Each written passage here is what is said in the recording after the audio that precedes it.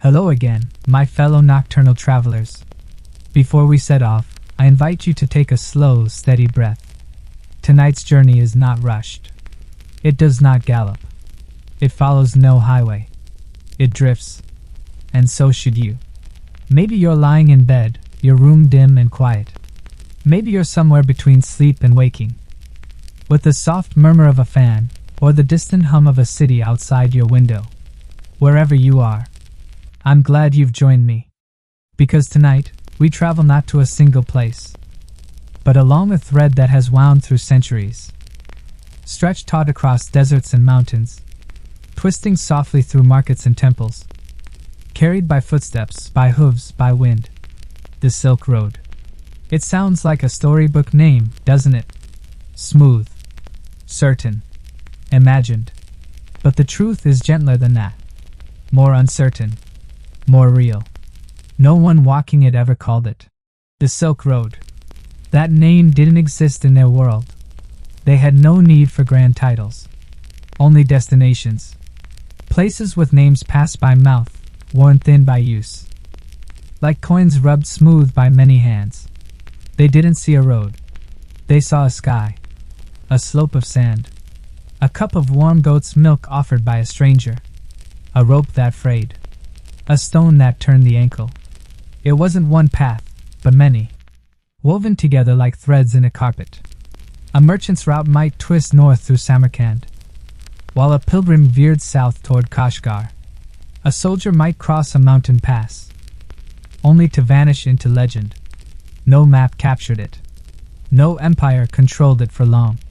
It was not a highway. It was a rhythm, a pulse that beat softly from east to west, and back again. And yet, it left marks, not just in ledgers or ruins, but in memory, in flavor, in fabric, in song. Spices from lands never seen, words borrowed and bent into new dialects, silk that shimmered in a land of snow. It was called a road, but in truth it was a question. Where are you going? And what will you carry back? So tonight, we begin not with borders, not with kings or wars, but with that question. Soft as wind across the dunes, gentle as dust on your sleeve.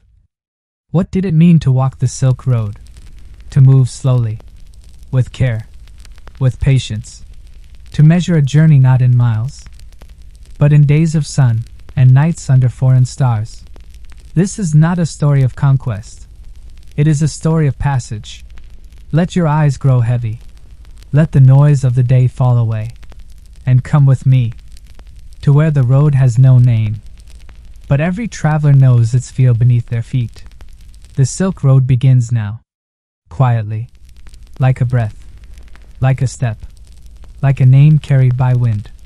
The phrase Silk Road suggests something fixed, doesn't it? A marked trail, a carved route through wilderness, a dusty line you could follow from one end of the world to the other. But in truth, there was no such road.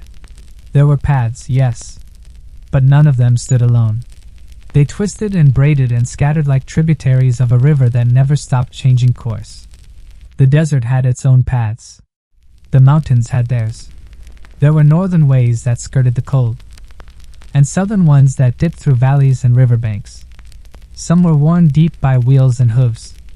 Others vanished for weeks under drifting sand, only to reappear after a rain or a rumor. To travel the Silk Road was to move not on a line, but within a web, and each thread of that web was shaped by weather, by danger, by stories passed from traveler to traveler. A landslide here, a kind host there, a place where water had run dry. Merchants chose routes like sailors reading the sea, by instinct, by memory, by whispered advice under the stars. There were caravan roads and river roads, paths where traders led camels in single file, and others where ships bobbed silently past marshy reeds. And they all changed, slowly but constantly, because nothing held still. An empire might rise, open a mountain pass, and fall again in the same breath. A plague might close a city for a decade. A single new bridge could bend the entire arc of silk and salt and silver. So when we say, the Silk Road, we are not naming a place. We are naming a process. 1,000 choices made over 1,000 years. Not by kings, but by tired feet. By hands that stitch sacks shut. By eyes scanning the horizon for smoke, or shade, or safe ground. Imagine walking it, but never knowing exactly where you were. Only that you were somewhere between one world and another, and the land beneath your feet had carried others before you, and would carry more after. Some you'd never meet, some you'd pass in silence, some you'd sit with by the fire for just one night, sharing tea and stories before your paths split forever. There was no one road, only a direction, and a reason to keep going. And that quiet, flickering sense of movement between, is what made the Silk Road live. Not the name, not the silk, but the space between places, and those who chose to cross it. If you could lift yourself above the world, if you could float gently above the turning earth, you'd see something strange and beautiful. Where the old trade paths passed through Central Asia, there, in a place that isn't quite east and not quite west, something improbable happens. The sand meets the snow, not in stories, not in poems, but in the land itself. One morning, your feet sink into warm, dry dunes. By the next, they crunch over frost. The wind that once brought grit in your eyes now stings your cheeks with alpine cold. This place, this vast stretch between the Taklamakan Desert and the Tian Shan Mountains, has always been more than a route. It is a threshold, and travelers felt it. The camels would breathe more heavily here. The air thinned. The color of the sky changed. At night, the stars seemed closer. As if leaning down to listen, you'd pass from dusty oasis towns, their walls low and sun-bleached, into shadowed mountain passes, where snow clung to pine needles, and the silence was so deep, it pressed on your ribs like a hand. There were places where monks carved prayers into rock, not for others to see, but because the mountains themselves were worth speaking to. There were shrines built not to any god in particular, but to wind, and rock, and endurance. To make this crossing was to leave behind what you thought the world should be. Palm trees one day, glaciers the next, sandaled feet wrapped in furs, silk bundles layered with snow. And yet, people crossed it again and again. Merchants, pilgrims, wanderers who forgot what they were seeking. They moved slowly, not out of weakness, but because the land asked them to. The mountain trails were narrow. The weather changed without warning. Sometimes there was no path at all, just the memory of one, etched in the minds of those who had come before. To hurry here was to disappear. The snow would take you, or the cold, or the cliff edge hidden by mist. So you walked slowly, deliberately, trusting your companions, your animals, and the sound of your own breath, echoing back from stone. Some say this is where the road became real. Not in cities, not in markets, but in these quiet crossings, where nothing was certain, and yet people kept walking.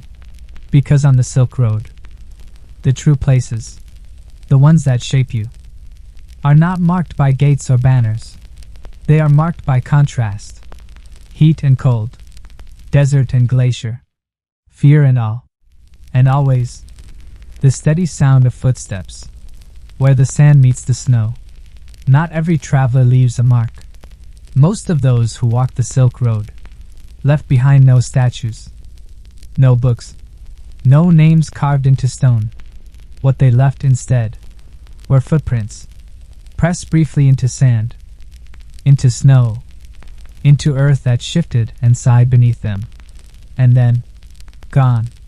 One wind, one storm, one passing herd of goats, and their trace was erased. But that does not mean they were forgotten, because memory along the Silk Road was never written in ink.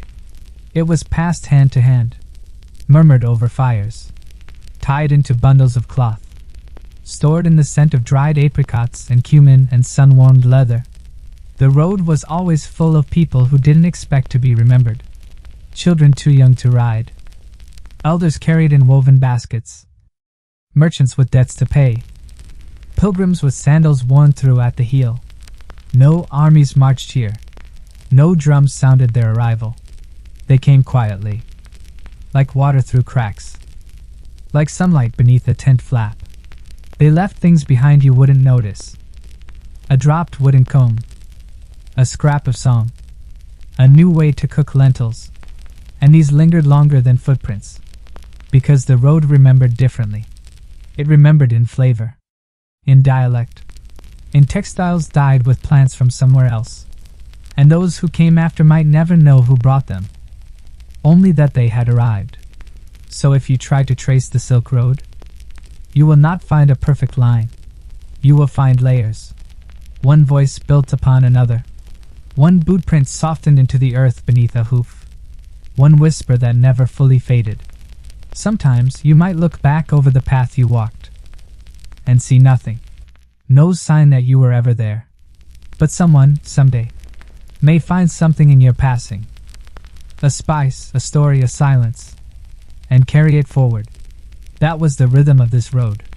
Not permanence, but motion. Not legacy, but presence.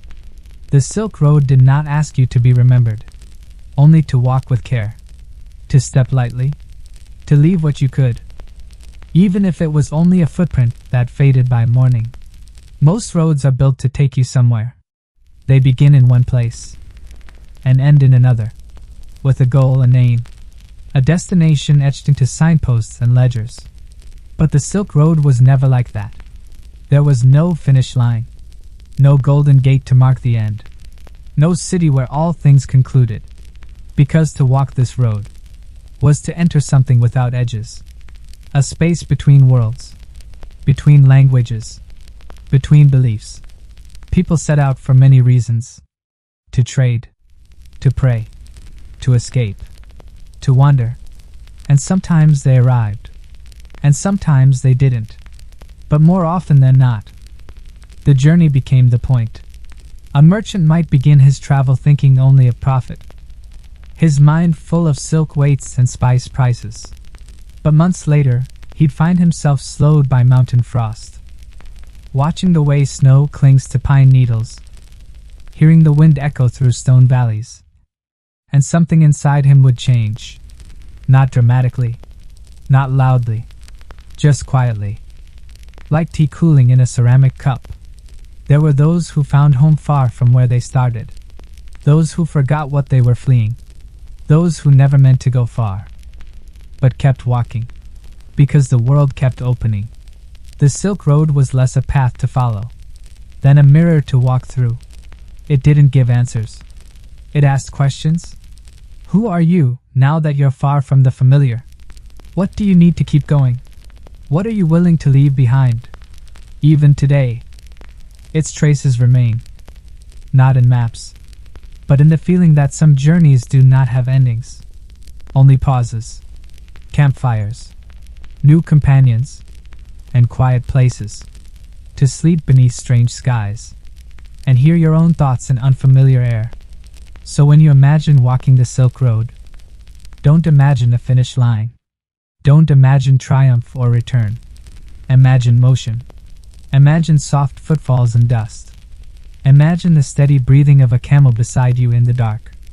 And imagine the knowing, deep, quiet, and certain, that you are going forward, even if you don't know where. Because some roads aren't meant to be finished. They are meant to be walked. Every journey begins with a leaving, and not just the walking away, but the slow unraveling of everything that once held you in place.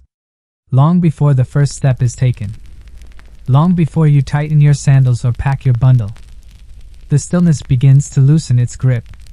It starts in quiet moments, in the familiar way your village sounds at dusk, in the way the wind moves through the wheat fields, how it brushes the same faces, the same stones, again and again. You know it so well. This stillness. You know the creak of the same old door, the call of the neighbor's goat, the smell of lentils cooking in a clay pot, But now you're watching it all, as if from a slight distance. Because you know, you won't hear it this way again for a long time. Maybe never. And it changes the way you sit with it. You begin to listen more closely. You touch things more slowly. The rim of a cup. The corner of a familiar blanket. The wood grain of your front step. You notice the shape of people's hands when they talk. The way your father laughs before he speaks. The way your mother folds a piece of cloth, as though it carries memory in its threads.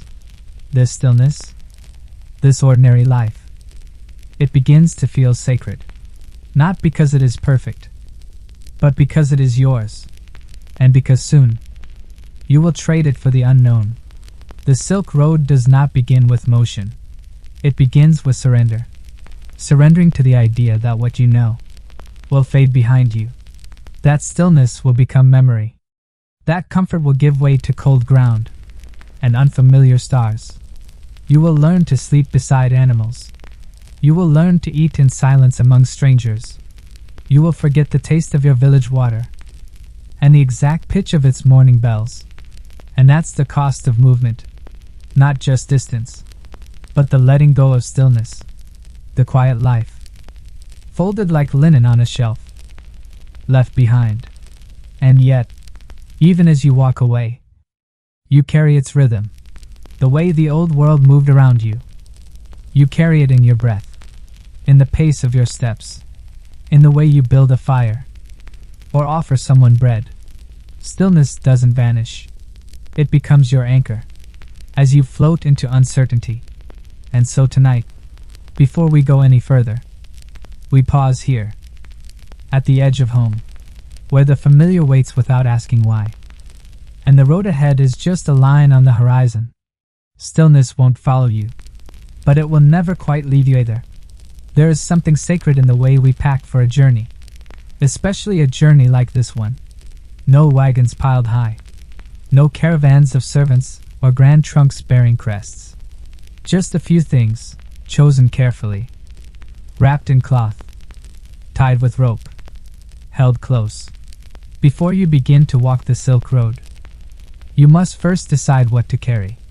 Not what you want, but what you can bear, because you will be the one who carries it. On your back, on the side of a camel, through snow and sand, through wind and silence. So the process is slow. A piece of cloth for warmth, coarse but dependable, folded not for comfort, but because it holds a memory of someone's hands. Salt, always, not just for flavor, but for trade, for healing, for the reassurance of something that doesn't spoil. A needle and thread, a worn spoon, a scrap of writing you can't read but can't part with, maybe a prayer bead, maybe nothing sacred at all. And then there's hope. You don't pack it deliberately. It slides between the folds, tucked into corners you won't open for weeks. It's in the way you close the bundle, the care you take tying the knot, the way you test the weight of it across your shoulders. It is quiet, this hope. Not the bright kind that sings, but the kind that hums softly, like the wind through linen, like the sound of boots on packed earth. Packing for the Silk Road means letting go of most things, but not everything. You carry tokens, not tools, reminders, not riches, things that speak in silence, things that matter when everything else feels uncertain. And as the sun rises, and your bundle rests at your side, you begin to understand something. This journey isn't about gaining. It's about stripping back, about becoming light. Not in body, but in soul. To carry just enough to keep going. And no more. Because anything more would slow you. And anything less might break you. So you gather what you must. Tie it close with care. Lift it without ceremony. And walk toward the edge of the known. Cloth. Salt. Hope. That's all you need for now. If you ever find yourself walking the Silk Road, truly walking it, not through pages or pictures, but beneath the open sky, with dust in your throat and weight on your back, you'll come to understand something curious. You are not the one who knows the journey. The camel does. Before your body learns the rhythm of the trail. Before your mind stops grasping for distance or destination. The camel has already found the pace. Steady. Deliberate. Unbothered. It does not flinch at the sun. It does not fear the sand. It does not hurry. It walks as though the road is an old friend. Not a test to be conquered. There is something humbling in that. You, with your careful packing, your plans and your nervous glances at the sky. You are the outsider here. The camel, with its thick eyelids, its calm, unhurried breath, its strange, swaying gait, is at home. It senses the storm before you see it. It smells the water before you know you're thirsty. It shifts beneath you as if following a rhythm, older than maps. And in time, if you're quiet enough, you begin to fall into that rhythm. Not by force, but by surrender. You stop counting steps. You stop questioning the distance. You stop wondering when you'll arrive. You walk, or you ride, and you listen to the creak of worn saddles, to the faint groan of shifting loads, to the sound of padded feet pressing into sand, as if blessing it. The camel does not complain, nor does it boast. It simply moves. Forward. Always forward. And in that, there is a kind of wisdom that no book or guide can give, because the road is not something to be understood, but felt. And the camel, without ever speaking, teaches you that. It teaches you patience, balance, and the value of silence. So you stop trying to lead. You walk beside, or behind, and you watch. Because some lessons on this journey do not come in words. They come in footprints, slowly softening behind you, and in the quiet certainty that the camel knows the way, even when you do not. There is a certain poetry in silk, not just in the way it shines, soft as moonlight on water, but in how it moves, how it folds, how it never seems to carry weight. Silk could be packed in a pouch smaller than a fist, yet pay for a year of travel.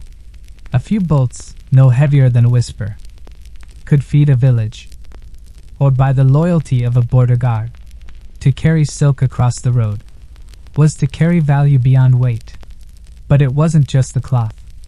It was what came with it, what it stirred in others, what it meant for those who waited at the road's end. It was the promise of elegance, of desire, of lands unseen, for those who carried it. It was both fortune and risk. Silk attracted attention, eyes that watched too long, hands that hovered too close. It meant bandits, bribes, and the burden of protection. And yet, travelers still chose to carry it. They folded it carefully, wrapped it in oilskin against the rain, hid it beneath dried figs or layers of wool, because silk, though delicate, was worth more than its weight. It could pass through cities untouched. If you knew how to hold it, it could open doors, mend disputes, turn suspicion into hospitality. And in that, it held a kind of quiet strength, the kind that travels not with force, but with trust, not with conquest, but with grace. Silk taught patience. You could not rush with it. You had to protect it, but also let it breathe, like hope, like a fragile piece. And so the caravans carried it, not in great wagons, but folded gently in bundles, slipped beneath sleeping mats, tied behind saddles. They carried silk, because it was light. And when fear came, as it always did, they reminded themselves, fear was heavier. Fear slowed the feet, tightened the throat, closed the hand. But silk was light, and in its shimmer, there was purpose. There was the road ahead, the city gates not yet seen, the hand that would one day unfold it, and marvel. And that was enough to carry something beautiful through a world that could be cruel, That was its own kind of strength. And silk, for all its softness, never tore under that weight. At first, you keep looking back. Not because you expect anything to change, but because something in you hasn't quite let go. The path bends gently behind you, and every few steps, you glance over your shoulder. There, in the soft morning haze, your village still rests. A patchwork of rooftops, a scatter of smoke rising from cooking fires, tiny figures moving slowly, already beginning their day. Without you, it isn't dramatic. No one cries out. No drums sound. No gate swings shut behind you. Instead, the village fades, the way dusk fades into night. Without resistance, without notice, each step takes you farther, but also softens the outlines in your memory. The house you left becomes a shape. The people you love become silhouettes. Their voices become wind. You begin to feel the earth differently under your feet, more open, less certain, as though it's asking you to decide how you want to walk. There is no crowd of onlookers, no map pressed into your hand, only a road that stretches forward, like a question, and behind you, a life still unfolding, without you in it. You thought leaving would feel like tearing, but it feels more like dissolving, as if the place is gently setting you down, releasing its grip, with kindness. Maybe that's what departure truly is. Not escape, not exile, but a soft detachment, a loosening, like fingers untying a knot. Somewhere behind you, someone lights a lamp, not for you, but because the light is still needed. And that's how you know. The village will be fine. It will continue to breathe, to harvest, to sleep and wake. You were never its center, only a thread in its weave. And now you are unspooling. You carry its memory with you, like warmth folded into a shawl. But the village, it stays, quietly, gracefully, fading into the distance. As you begin the long, slow walk towards something you cannot yet name, the morning comes slowly on the Silk Road, not with urgency, not with noise, but with a kind of ancient courtesy, as though the sun itself is asking permission to return. Long before the sky begins to lighten, someone stirs in the stillness, a soft rustle of wool, the creak of worn leather straps, the first breath of cold air that slips into the camp and brushes against the face, like a quiet reminder that it is time. The caravan is not yet awake, but it is listening. In these early moments, before the stars retreat, there is a silence so complete. It seems to hold the whole world in its hands. A guard shifts his weight near the edge of camp. A camel snorts softly in its sleep. A cooking pot clinks as someone fumbles for kindling. There is no alarm, no call to rise, just the slow, patient unfolding of another day on the road. And in this hush, people begin to move. One by one, they rise. They wrap their cloaks tighter. They stretch legs stiff from cold ground. They touch the sides of their bundles, feeling for shape, for weight, for reassurance. There is no hurry. The journey does not demand speed, only presence. And so, in this gray, silver hour, this pocket of stillness before gold reaches the sky, they begin. Water is poured, slow and careful, so as not to waste a drop. Bread is warmed near coals that glow but do not speak. No one says much, not because there is nothing to say, but because words feel too large for this small hour. Instead, people work by gesture, a nod, a glance, a hand extended, offering a piece of dried fruit. It is a holy time in its own way, not sacred in name, but sacred in rhythm. Before the day asks anything of them, before the heat rises, before the dust and distance take hold, there is this, a moment to be still, to remember the body, to meet the road without resistance, And when the first threads of gold appear on the horizon, they do not shout, or cheer, or rush. They simply rise, as they did yesterday, as they will tomorrow, boots pressed into cooling ash, scarves drawn up to meet the wind, one last sip of something warm, and then, without fanfare, they walk forward, carried not by ambition, but by rhythm, not by force, but by the quiet understanding that this is how the Silk Road is traveled, not in miles, but in mornings, one breath, one step, one sky turning gold at a time. They do not wake easily, nor do they wake with drama. There is no thrashing, no whinnying, no alarm, just the long, slow breath of something that has known the road longer than you have. Before the first yawn, before the first stretch of limbs, the camels blink. That's all. Heavy-lidded eyes, looking into the pale, gray morning, as if they are already 2 steps into the day. You walk softly between them. You do not shout. You do not pull. To wake a camel is to join its rhythm, not force your own upon it. The bells on their harnesses barely chime. The ropes are loosened, not yanked. A touch to the shoulder. A low sound from your throat. Not a word, but a sound you've learned from watching others. The first camel rises. Not quickly, not all at once. It rocks forward, then back, then forward again, as if deciding whether this day is truly worth rising for. Eventually it stands, unfolding slowly, like an ancient tent pulled upright by the wind. One by one, they follow. They shift their weight. They grunt softly. They stand. There is dust in the air now, the warm scent of animal breath, the quiet thump of padded feet settling into morning earth. Some camels look back toward the place they slept. Some blink toward the road ahead. None of them speak, but all of them understand. This is what they were made for.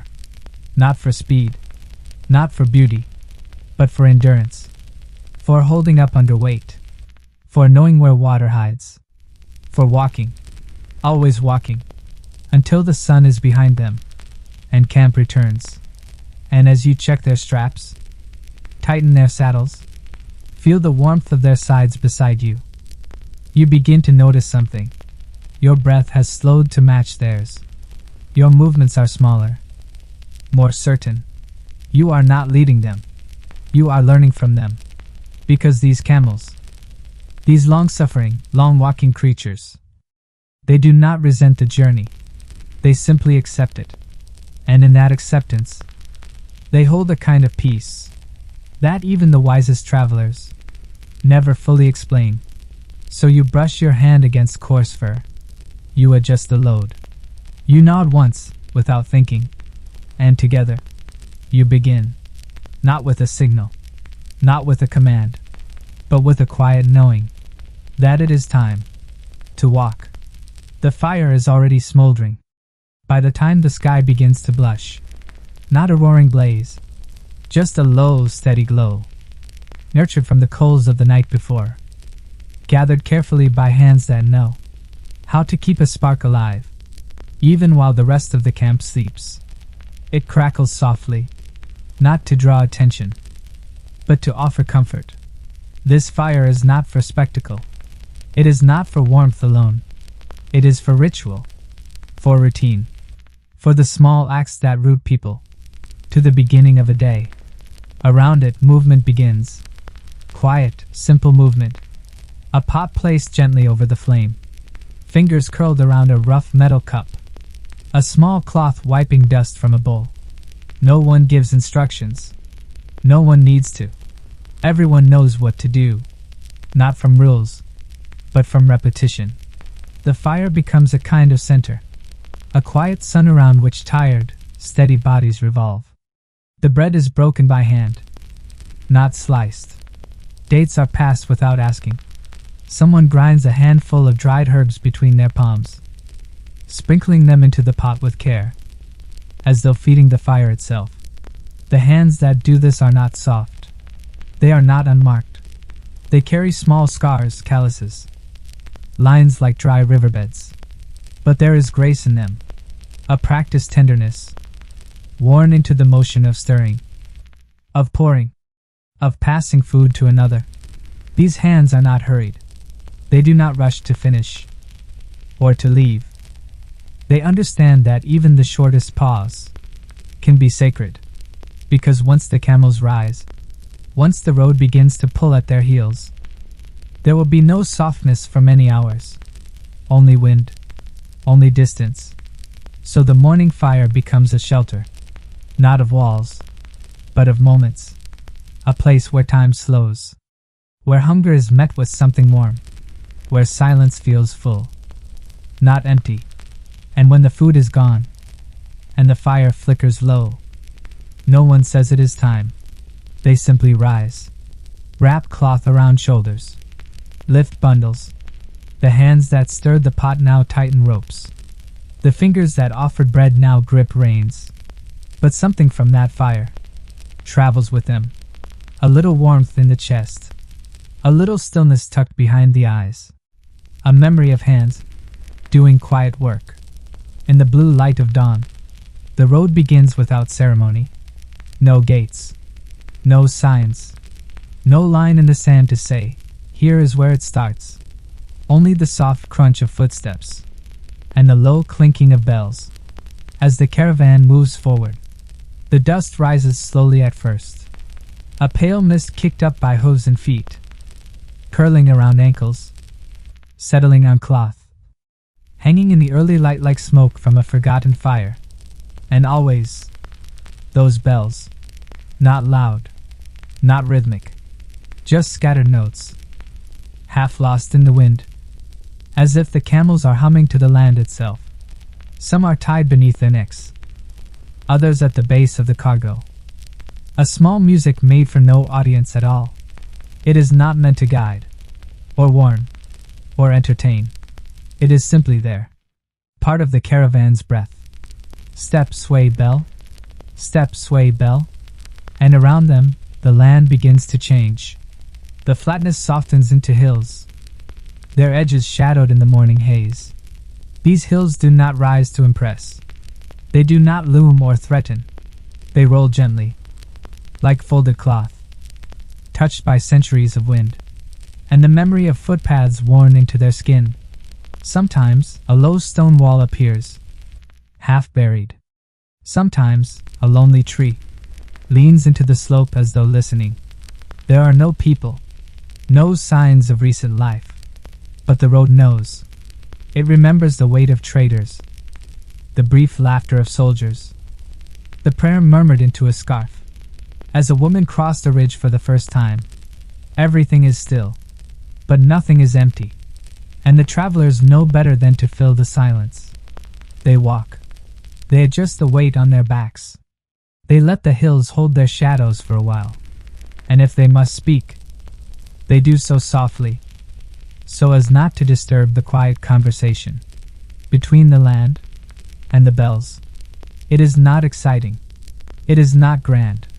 But it is the heart of the journey, the long, patient middle, the place between departure and destination, where time does not matter, and distance is measured not in miles, but in dust. And so they go on, through shadowed hills, wrapped in a slow-moving cloud of sound and sand, bells, dust, silhouettes against the rising light, carried forward, not by urgency, but by rhythm, always rhythm. By midday, the light sharpens. It presses down from above, not harsh exactly, but steady, insistent. A golden weight that settles across the backs of beasts and people alike. The rhythm slows, not from fatigue, but from knowing. The road teaches you to rest before you tire, to pause before you strain, to share your silence before it becomes hunger. So when a tamarisk tree appears, alone, upright in a wide stretch of ochre earth, the caravan turns toward it, without needing to speak. Its shade is narrow, but it's enough, just enough. The branches are thin, like fingers spread in sleep. And the leaves, soft and feathery, rattle faintly in the breeze. Someone settles beneath it first, back against the pale bark, eyes closed not in sleep, but in gratitude. Others follow, not crowding, but gathering, a quiet circle formed without plan. Noon under the tamarisk is not for eating. It's for remembering that your body is more than movement. That stillness can also be part of the road. The camels kneel. They chew. They blink slowly, heads swaying like tall grass in wind. Someone unrolls a cloth and smooths it with a practiced hand. A few nuts, a handful of dried melon, some water passed in a shared bowl. But there is no feasting, no noise, just breath and shade, and the faint creak of saddles settling into the dust. This is a sacred part of the day, not because of prayer, not because of ritual, but because it's the only moment where time seems to stop entirely, where the road releases its grip, just long enough for you to remember why you are walking at all. And under that light-filtered green, with the scent of dry bark and old leaves all around, you feel something ease inside you. You begin to understand that survival is not just about strength. It's about knowing when to stop, when to sit, when to say nothing at all. Eventually, the wind shifts, the air stirs, and someone, quietly, begins to rise. Not in haste, not in command, just gently, as if waking from a long, deep thought. The others follow, each in their own time, and the tree, unmoving, watches them go. It offers no farewell. It needs none. It knows the road, and it knows they will return again, in one form or another. And as they step once more into the light, their shadows stretch behind them, long and softened, woven through the dust, like threads in a well-traveled cloth. There is a silence you don't expect, not the absence of noise, but the presence of something deeper, a silence so complete. It feels like a wall of air pressing gently against your ears, not hostile, just immense. The desert begins long before the sand. You feel it in the light, in the way the wind touches your skin. Not cold, not hot, but vast. This is not a place of drama, not a land of roaring dunes or blinding storms. Not yet. It is still, wide, endlessly wide. And the first thing you notice is the sound that isn't there. No birdsong, no rustling trees, no voices rising over market stalls. Only the soft crunch of feet in packed earth, and the faint hiss of wind slipping past your ear, without a word. Even the camels grow quiet here. Their breathing slows. Their bells seem to hush themselves. There is reverence in it, the kind of silence you don't break with conversation or laughter, the kind that asks you to listen with your whole body. The desert does not need to impress you. It does not announce its scale. It lets you discover it one step at a time. The horizon stretches endlessly, a pale blur where land and sky hold hands. The light is flat, like powdered gold. The air smells faintly of sun-warmed minerals and ancient dryness. And as you walk, the world seems to flatten into texture and breath. There are no landmarks, no trees to mark your passing, no rivers to orient your direction. Only the feel of the ground beneath you. Only the wind that seems to come from everywhere and nowhere. You begin to understand why stories born in deserts are often slow, why the myths are circular, why travelers repeat the same tales, like mantras, because time doesn't move here. It hovers, and sound, real sound, becomes precious. A cough, a dropped bundle, the quiet click of a flask being opened. All of it feels louder than it should, as if the air is holding its breath, just to hear you. And maybe it is, because here in the desert, you are small, not in shame, but in scale. You are a speck in a landscape that was old before your ancestors were born. You are a whisper walking across a 1,000-year hush, and you do not disturb it. You simply pass through, your steps absorbed into the sound the desert doesn't make. At first, it surprises you. That grainy sting on your lips, your teeth, your tongue. You try to spit it out.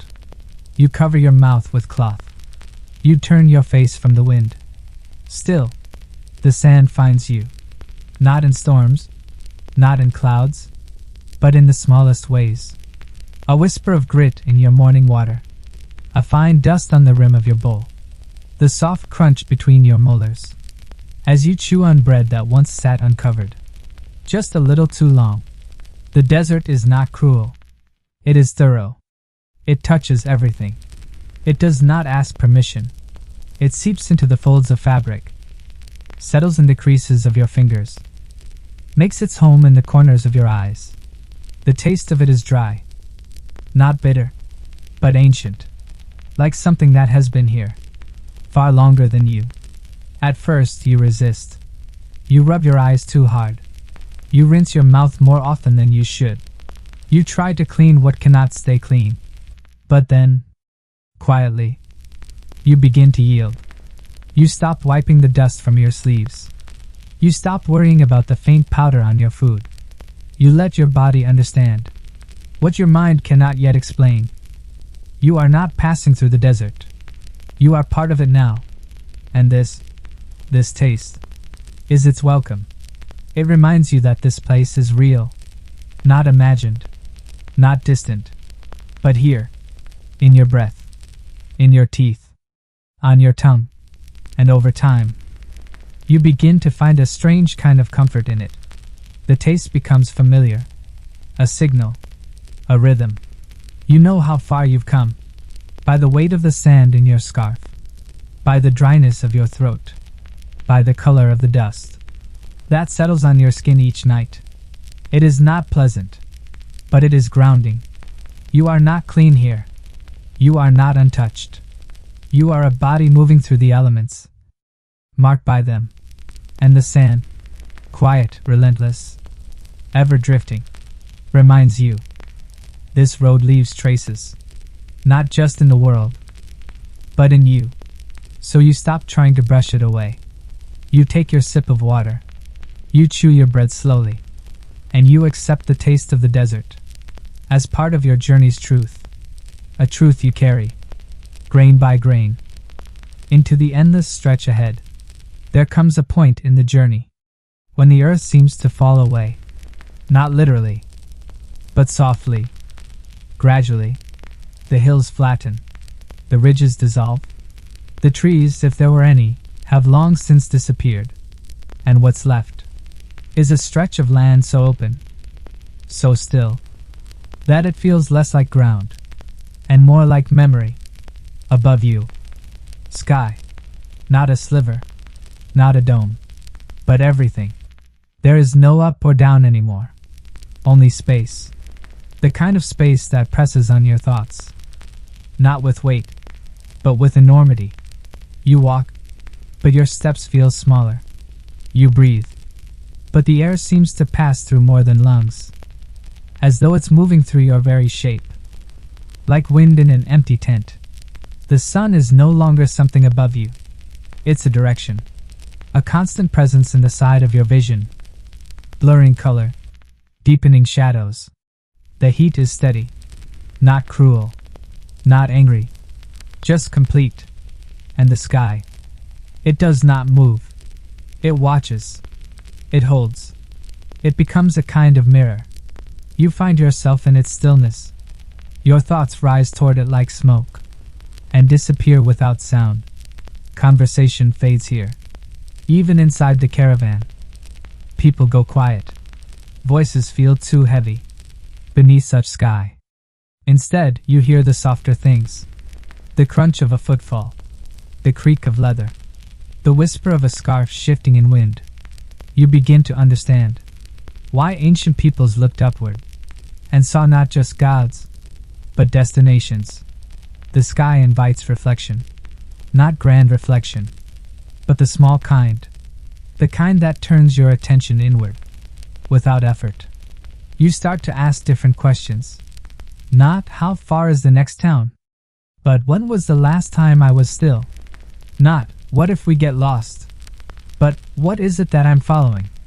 There are no answers, only more sky. And strangely, you begin to feel at peace with that.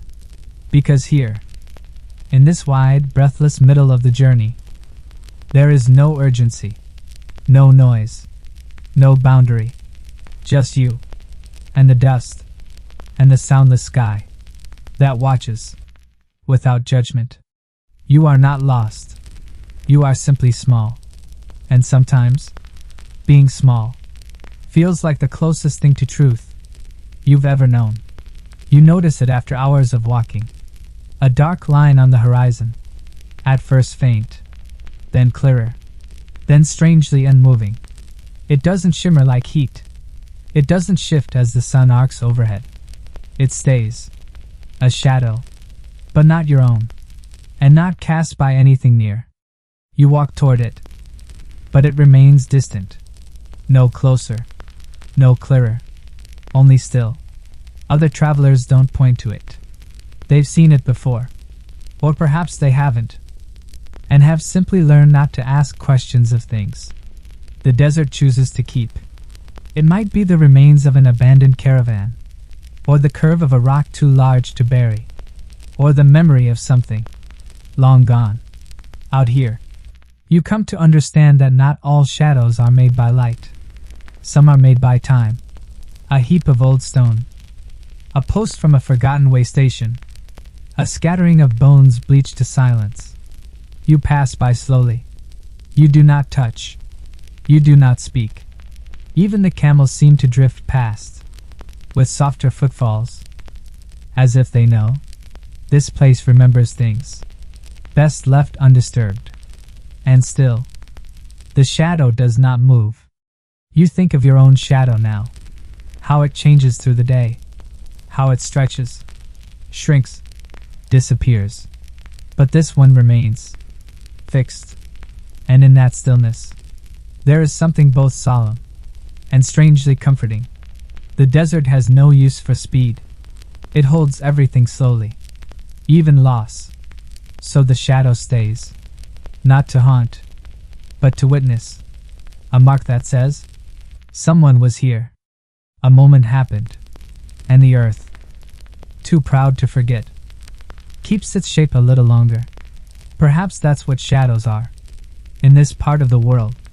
Small monuments of presence, in a landscape that forgets almost everything. You walk on. The light shifts. The heat deepens. And when you glance back, the shadow is still there. Not following. Not fading. Just watching. Quiet. Anchored. Unmoving. And somehow, you feel less alone. The wind arrives like a question you didn't know you were asking. Not all at once. Not with fury. But in pieces. A brush against the back of your neck. A stirring in the folds of cloth. A shift in the weight of silence. It does not come from the north, nor the west. Not truly. It comes from everywhere. The desert is like that, unconcerned with the boundaries that maps love so much. And the wind, as its messenger, refuses to be held. It dances sideways, then disappears, then circles back to touch your cheek, as if to ask, do you still remember where you are? Sometimes it carries dust, sometimes just heat, sometimes a scent, so faint and fleeting, you wonder if you imagined it. Dry leaves, old smoke, a note of salt that seems too far from any sea. The caravan doesn't stop for the wind. It never has. But it listens, because wind without direction is not aimless. It's ancient. It has passed through empires, and over bones. It has whispered through silk, hung in palace halls, and howled over ruined watchtowers that no longer stand. And now it slips between your fingers, pulls at the hem of your tunic, threads itself into your scarf. like a story only half told. You tighten your wrap. You lower your gaze. You do not resist. No one does. You learn to walk inside it, to bend with it, to let it pass through you, without asking why. Because this wind, this restless breath of the earth, has seen more than you have, and it does not explain itself. Some travelers say it carries voices, not ghosts, but memories. A child's laugh, a cry of warning, the murmur of a merchant reciting numbers in his sleep. Perhaps it does, or perhaps the wind is simply reminding you that no one owns this road, not the traders, not the kings, not even the sand, only the wind. It goes where it pleases, lingers where it likes, and leaves without saying goodbye. So you walk on, your scarf pressed to your mouth, your eyes half closed, your thoughts moving slowly, like banners tugged loose from an old pole, and the wind goes with you, never beside, never behind, but around, shifting, searching, staying just long enough to remind you you are passing through something far greater than yourself, and something, somewhere, is always listening, even if it never speaks. You see them from a distance. The walls, not grand, not glittering with mosaics, just walls, tired and leaning, their edges softened by time and wind. They rise from the earth, like bones of a creature, half asleep. You might miss them, if the light weren't just so, casting long shadows that tell you something was built here, something that mattered. They are not tall anymore, but they are wide, thick, sensible, built for holding warmth through cold nights, built to keep out more than weather. As you approach, you feel it, not awe, but quiet recognition. These walls were not made for kings. They were made for people, people who lived inside their embrace, who leaned against them, rested in their shade, sang lullabies beneath their eaves. Even now, centuries later, you can feel the heat still clinging to the stone. The sun has long passed its highest point, but the bricks remember. You place your hand on one. It's warm, not burning, not dead, just warm, as if it hasn't yet decided whether to keep holding the day or surrender to the night. Somewhere within the wall, a lizard flickers. A child once chased one just like it. Their footprints may still be here, buried under layers of dust and years. The caravan slows. You are not the first to arrive at this half-buried town. You will not be the last. But still, you pause. Because walls like this don't stand alone. They hold stories. They hold sighs. They hold the weight of baskets once rested against them, and the songs of potters shaping wet clay nearby. You feel the stone's rough surface beneath your fingers. It's been shaped by hands long gone, not for glory, but for shelter. And somehow, that makes it sacred. You walk the perimeter slowly, not to measure, but to witness. Swallows dart in and out of small holes, once filled with timber. Wind snakes along the corners, carrying dust, and whispers. The walls say nothing. They don't need to. They're still standing, and that is enough. You rest your back against one, just for a moment, and close your eyes. The heat seeps into your bones, as if the wall has been waiting to lend you what it kept. Not to save you, not to comfort, just to share. And when you open your eyes again, the caravan has moved ahead, but you are not behind. You are exactly where you need to be, held for one breath longer, by a wall that remembers heat. There was once a marketplace here. You can still feel it, in the arrangement of space, in the wide square now pressed with dust, in the shape of the doorways. Nothing bustles now, but once this place was filled with voices, colors, scents. The scent is gone, mostly. The spices long carried away. The dates eaten. The oils soaked into the cracks of old jars. But now and then, a breath of old cumin. A sweetness, like dried fig warmed by sun. The faintest trace of soap, clinging to stone. Like memory to a name half forgotten. You walk beneath the broken lintel of a door. It creaks. Slowly, almost thoughtfully, as though remembering what it meant to be opened. 100 times a day. That creak. It does not call attention to itself. It is not theatrical. It is the sound of time loosening its grip. Just for you. Inside there is little. Some broken shelves. A clay pot still upright in a corner. A notch in the wall, where someone once hung their scale. You imagine the weight of coins passed hand to hand, warm with the press of palms, the quiet negotiations, the shared smiles, the nods between people who saw each other every day, without ever needing to speak much. This shop had a rhythm, a quiet pulse. You can almost hear it, not noise, but texture, the flutter of a curtain in the archway, the clink of a cup placed down on stone, the creak of the door again, soft and slow, welcoming the next soul, with the same song it sang for the last. You step out, not with sorrow, but with reverence, because even emptiness can be tender, when shaped by what once filled it. The marketplace is quiet now, but not dead. It holds a kind of hush, that only follows great noise. Not silence, but the echo of life, having passed through. And as you cross the open square, feet stirring the dust, you feel it again, that this place remembers. It remembers the warmth of morning trade, the hush of mid-afternoon rest, the brief sparkle of laughter, when a merchant dropped a bag of lentils, and everyone paused, smiling.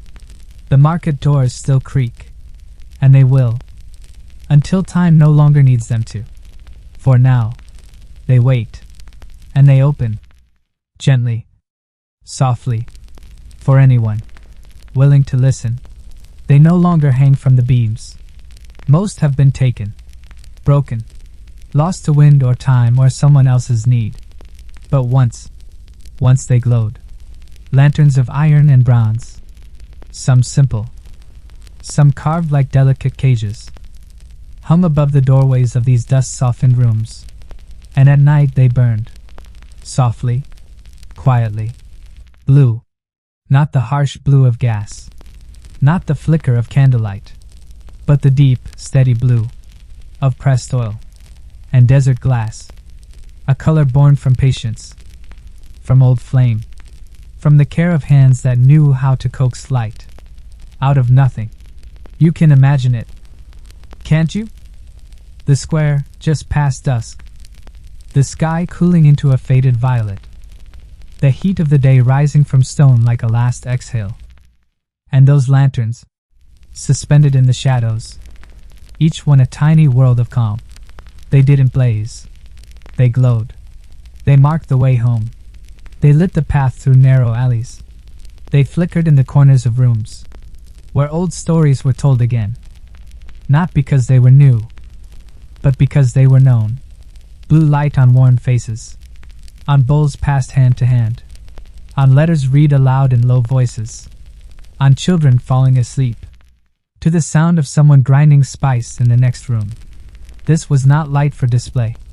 It was light for living, for comfort, for habit, for everything small and sacred that disappears when the sun sets. Now those lanterns are gone, but their memory hangs in the empty hooks, in the rusted nails left behind, in the grooves in the ceiling where they once swung gently. In the evening breeze, you pause beneath one such place. The wall is blank. The beam above is cracked, but if you close your eyes, you can see it. That blue glow, the way it made the shadows soft, the way it made even silence feel warm. You linger, not out of longing, but out of thanks, because the desert is full of stories, not just told, but remembered, through the glow of what no longer burns. And as night begins to gather at the edges of the sky, you know, there are still lanterns like this, burning somewhere. Perhaps not here, perhaps not now, but in the memory of light itself. They never went out. You notice it by accident. A small clay basin, cracked, leaning, half buried at the base of a ruined wall. It holds nothing now, not even dust. But once, it held water. Not much, just a handful, enough to wet the lips, to rinse the salt from the eyes, to carry a traveler 1 hour farther than they thought they could go. It wasn't part of a fountain. There's no plumbing here, no marble lions, no tiled cisterns, just a simple bowl, filled by someone's hand, for someone they would never meet. And that was enough, because in the desert, hospitality is not decoration, it is survival, and those who lived behind these walls understood that. They placed bowls like this one, in shaded corners, near doors, on ledges outside homes, in the cool hush of prayer halls. They filled them at dawn, before the heat rose.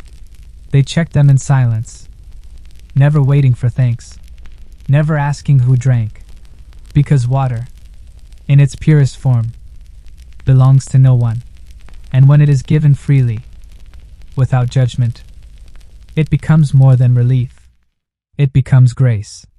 You kneel by the basin, run your fingers over its edge. The surface is rough, pitted with age, but you can still see the faint curve, where water once rested. A tiny crescent of mercy, left in the shade, for whoever came next. And maybe they did come, dust-caked and blinking, too tired to speak, too grateful to forget.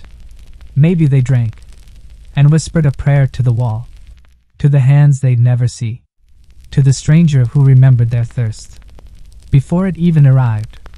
In this quiet corner of an abandoned place, there is no movement, no voices, only wind, and sun, and the memory of water, offered in silence. But that is enough, because kindness, real kindness, doesn't need to last forever. It only needs to arrive when someone needs it most. And so you stand, dust your palms, and walk on, knowing the gesture remains, even if the bowl is empty, even if the one who filled it has long since vanished into the wide, golden light. The city is not abandoned, not exactly. It breathes, slowly, deeply, like something sleeping just beneath the surface. There are no people now, no lanterns burning, no voices rising over rooftops. But the city remains, tucked into the folds of the land, like a letter no one ever opened. Its doors are ajar, its windows clouded, its steps worn smooth by the soles of thousands who no longer walk them. And yet, it doesn't feel empty. It feels paused, held in place by the weight of all it once was. This is not a city of ruins. It is a city of residue. The residue of markets once filled with music, of courtyards dappled in olive shade, of rooftops that heard secrets whispered to the stars. Now it rests, still and unbothered, not mourning, not crumbling, just existing. A city no one truly leaves, because so much of them remains here. The scratches on the doorframe, where a child once measured their height. The grooves in the floor, where chairs scraped back from late meals. The places on the wall, where prayers were pressed with the forehead.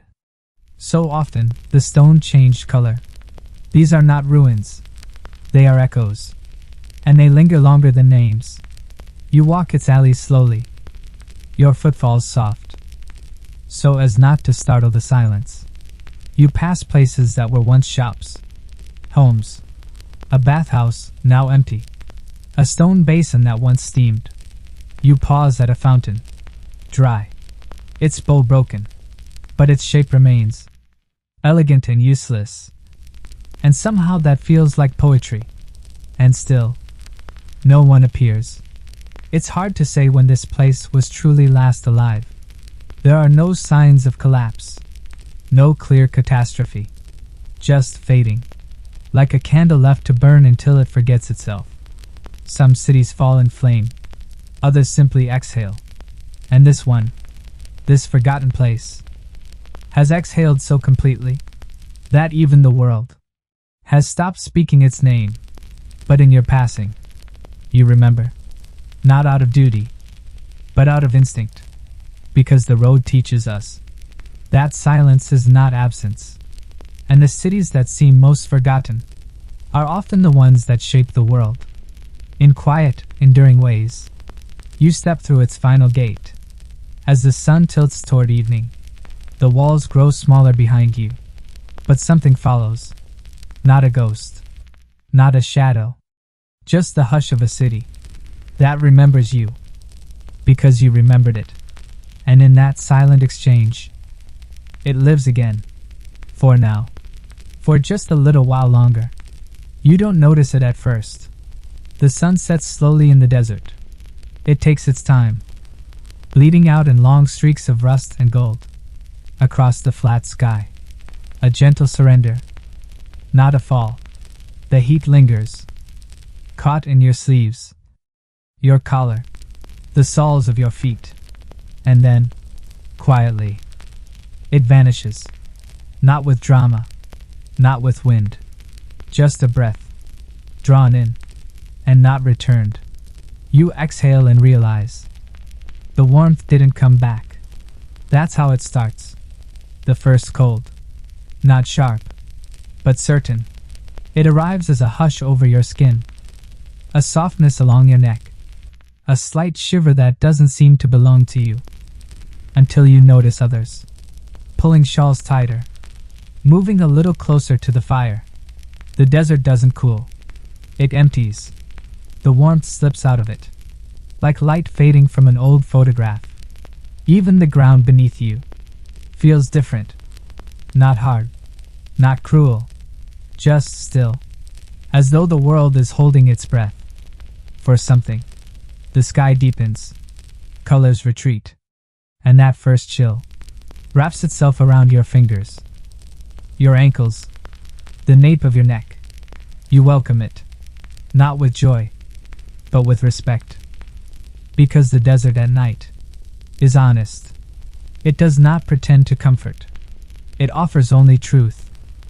The truth that nothing holds heat forever. And even the brightest day must be folded away into silence. You adjust your scarf. Rub your arms. Glance toward the fire. Not because it's big, but because it's alive. And around you, the caravan prepares. No tents yet. No sleep. Just the ritual of settling in. Wool pulled from bags. Tea set to boil. A silence shared between people who know there's no need to fill the space. The desert will do that. With its stars. With its cold. With the weight of its stillness. Pressing down from a sky suddenly wider than it seemed just an hour ago. This first cold. It's not an enemy. It's an invitation. A quiet reminder that the day is over. And that night in the desert is not a punishment, but a shift. A door you step through without knowing. And once through, you begin to listen differently. You begin to feel. Not in warmth, but in attention. The desert gives you that. Not safety. Not comfort. But a presence. As old as silence itself. And it starts with this first. Tender. Cold. It begins with a spark. Small. Barely visible. A soft click. Then a curl of smoke. And soon, fire. Not roaring. Not wild. But steady. A hush of flame. Fed by careful hands. Twigs gathered at dusk. Scraps of dry root. A single twist of cloth soaked in oil. The fire grows. Not to heat the desert. Not to push back the night. but to hold a circle of calm. In a world that stretches endlessly beyond its light, you gather near, not close enough to burn, but close enough to see the way it moves. Like thought, or prayer, or memory, flame dances. It always has. Even in the stillest of places, it refuses to stay still, and in its motion, there's something ancient, a rhythm without music, a language without words. It paints your companions in gold and shadow. Their eyes reflect it. So do yours. Faces soften, lines deepen, laughter becomes low and warm, like coals under ash. No one speaks loudly. They don't need to. The fire listens. And the night, that endless ocean of cold and quiet, stays just beyond the circle. Respectful, patient. This is not a modern light, not electric, not humming behind glass. This is the kind of light your ancestors once knew, the kind that kept wolves away, the kind that warmed stories into being. You stare into it longer than you mean to, long after food has been passed, long after tea has been poured. The fire holds your gaze, without asking anything in return, and you begin to notice its colors. Not just orange, not just red, but blue, at the base. A cool promise that the heat comes from depth. Gold, along the edges. The color of stories yet to be told. And white, at the heart, where the wood becomes something else, where it no longer resists, but becomes light. This is where you rest your eyes, not to look, but to feel. And when you finally look away, the fire comes with you. Its image lingers, on the inside of your eyelids, on the surface of your dreams. You blink, and still see it. That soft flicker, that quiet dance. It stays with you, not just tonight, but in the nights that follow, when there is no fire, when there is only cold. You will remember this light, because it asked nothing, and gave everything. Not heat, not safety, but presence. The simple, glowing truth, that even in the middle of nowhere, you were seen, and for a while, you were warm. The fire burns low now. Sleep has begun its quiet descent. Voices have softened, then stilled, and above you, the stars, not a handful, not scattered, but countless. They do not blink. They do not twinkle like in stories. They shine, steady, sharp, as if etched into the sky, with a chisel made of ice. You lie back, hands folded beneath your head, and stare. The stars do not move, but you do, with each breath. You drift a little farther away, from your day, from your worries, from the edges of yourself. The night sky stretches endlessly above, not like a roof, but like a sea without sound. Some stars have names, bright ones, famous ones, the ones in old sailor maps, the ones that told farmers when to sow, the ones that marked gods, and heroes, and long-dead kings. But most of them, the ones beyond those bright pinpricks, are nameless. They have no story, no myth, no place in the charts of ancient men. And yet, they shine just the same, as they have for thousands of years. For no audience, for no legend. Just because they can. You watch them, and you begin to feel very small, but not in a frightening way. In the way a child feels, beneath a canopy of trees, in the way a grain of sand might feel beside the ocean. Insignificant, but held, because even the nameless stars belong. They are part of the map, even if no one remembers what they were called. And maybe that's enough. To exist, to shine, to be witnessed, just once, by someone lying on their back in the desert, at the edge of sleep. You pick one star, just one, a quiet one, off to the side, not trying to be noticed. And you decide that for this night, it has a name. You won't write it down. You won't tell anyone. But you'll carry it. The way we carry little, unimportant things that somehow mean the most. A name for a forgotten star, given not in ceremony, but in stillness.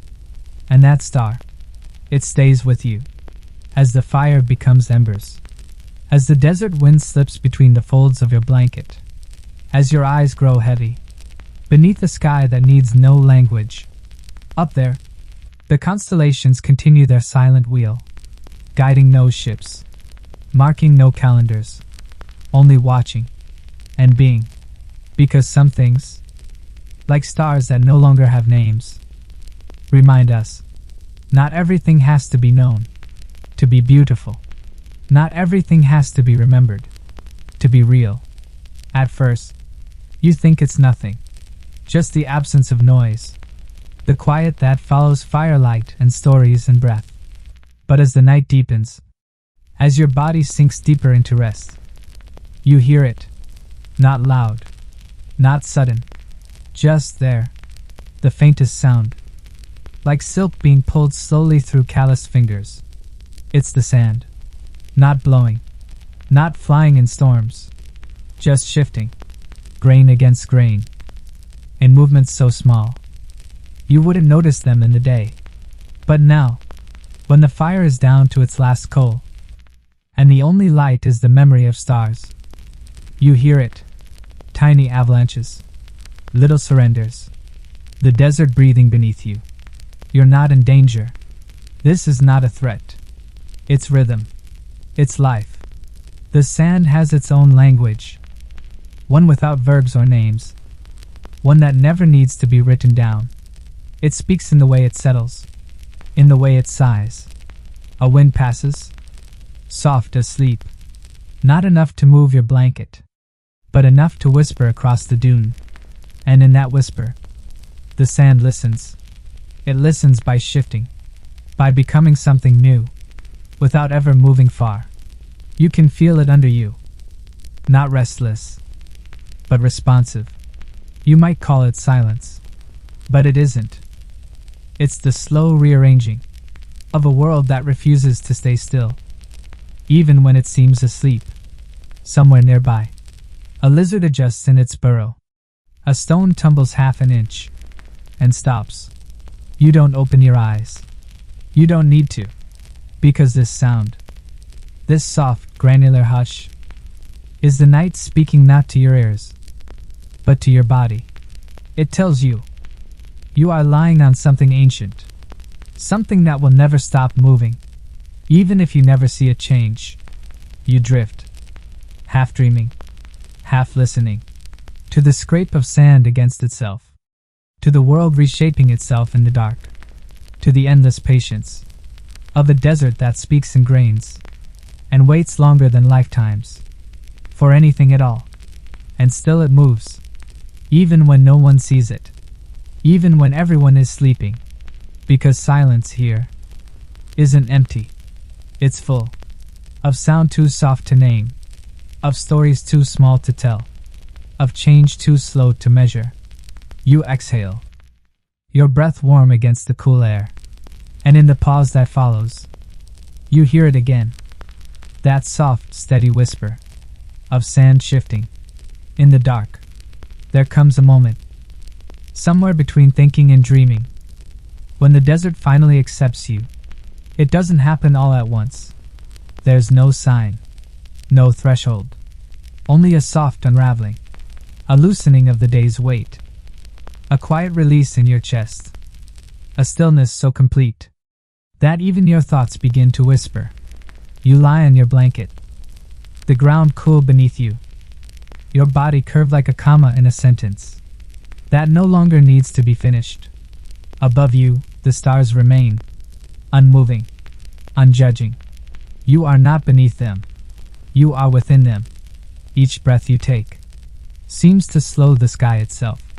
The distance between you and the stars feels smaller now, not in measurement, but in meaning. You don't feel small. You feel placed. Like a stone in a mosaic. Like a grain of sand that finally stopped rolling and found a place to rest. The fire is gone. Its last embers dark. Even the wind has wandered elsewhere for now. And the world, so vast a few hours ago, has drawn in around you, not to trap, but to hold. You are sheltered, not by walls, not by tents, but by presence, by sky, by quiet, by the invisible arms of old stories, told in the rhythm of stars, and dust, and dreams. You feel your fingers go still, your jaw unclenches, your spine softens into the earth. No one asks anything of you here. Not your name, not your plans, not your history. You are not expected to be anything but present, and even that is optional. Sleep does not rush in. It doesn't press. It arrives like moonlight, slipping across the sand, gentle, unapologetic, absolutely sure of its welcome. You blink once, maybe twice, and then stop blinking altogether, because your eyes no longer need to be open to see what matters. The stars stay where they are. They do not grow brighter. They do not dim. But in the space behind your eyelids, they keep shining. Their memory is enough. You drift, not down, but through the folds of night, through the hush of windless hours, through a sleep that belongs not to clocks or schedules, but to earth, and body, and sky. And as the desert holds you, as the stars gather above like watchful elders, you realize this sleep is not escape. It is arrival, and you are home, if only for this night, if only in this stillness, if only in the quiet shelter of stars. Before a journey begins, there is no horn, no song, no thunder of hooves into the wind.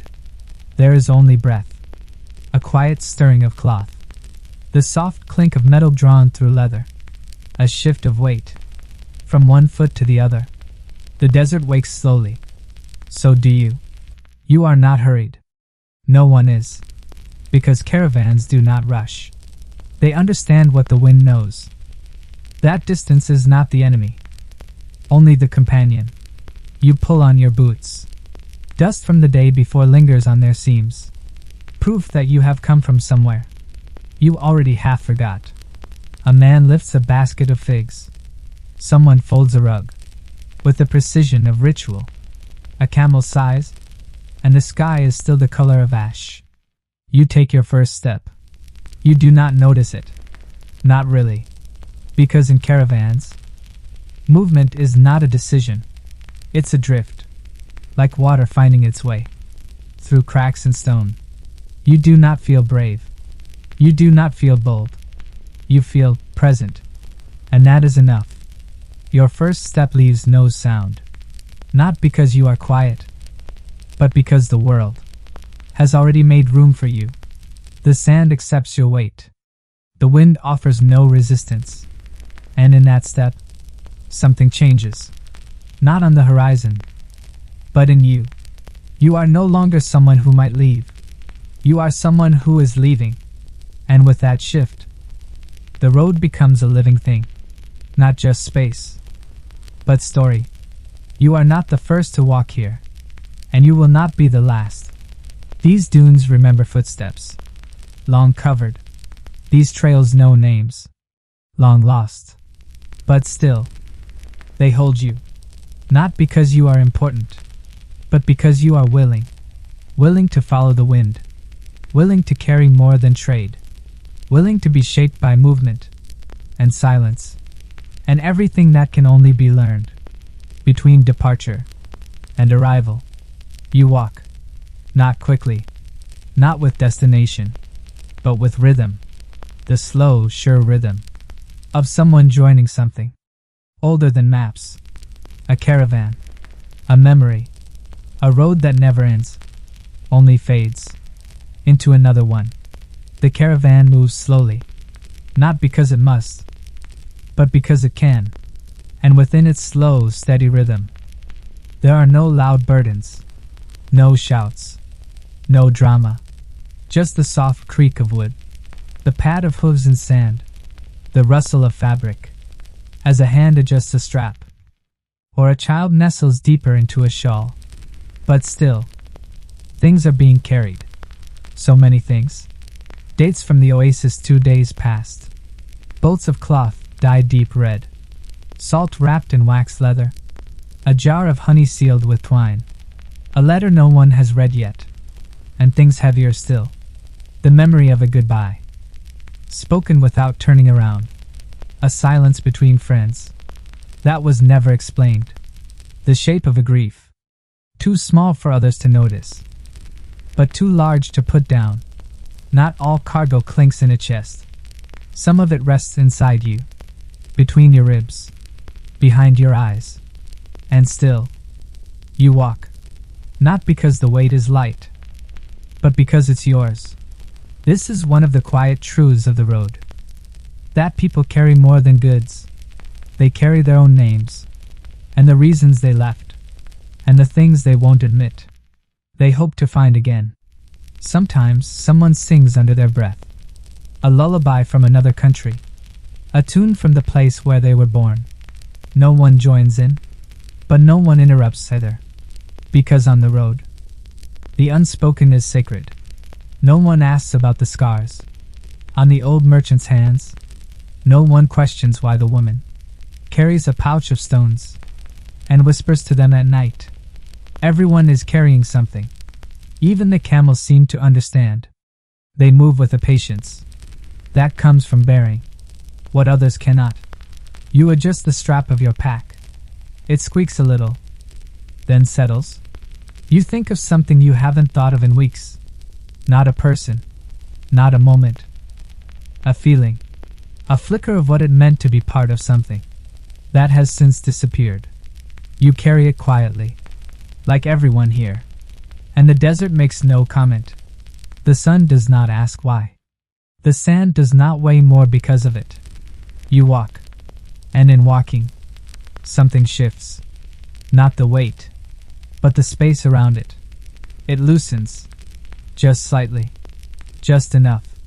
Because sometimes, what we carry doesn't need to be solved, or named, or put down. It just needs room to move. And that is what the road gives. Not answers, but space. Every caravan has them. Not many. Just 1 or 2. Sometimes 3. They walk slightly apart. Not behind. Not ahead. Just beside. Like shadows that keep pace with the sun. They do not speak much. Some not at all. And yet, they are noticed. Not for what they do, but for how they do it. A quiet grace. A steadiness that doesn't waver. Even when the wind picks up, or the camels complain. They eat when others eat. They sleep where the camp allows. They rise when it is time. But they do these things without noise, without need, without asking for anything more than space. And in doing so, they teach something. Not with words, but with rhythm, with restraint, with presence. You pass one as the sun lifts over the ridge.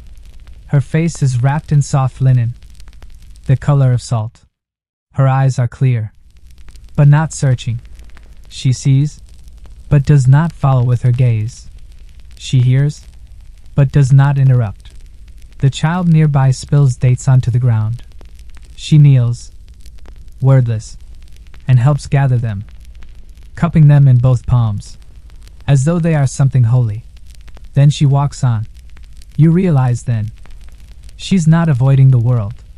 She's listening to it, in a different way.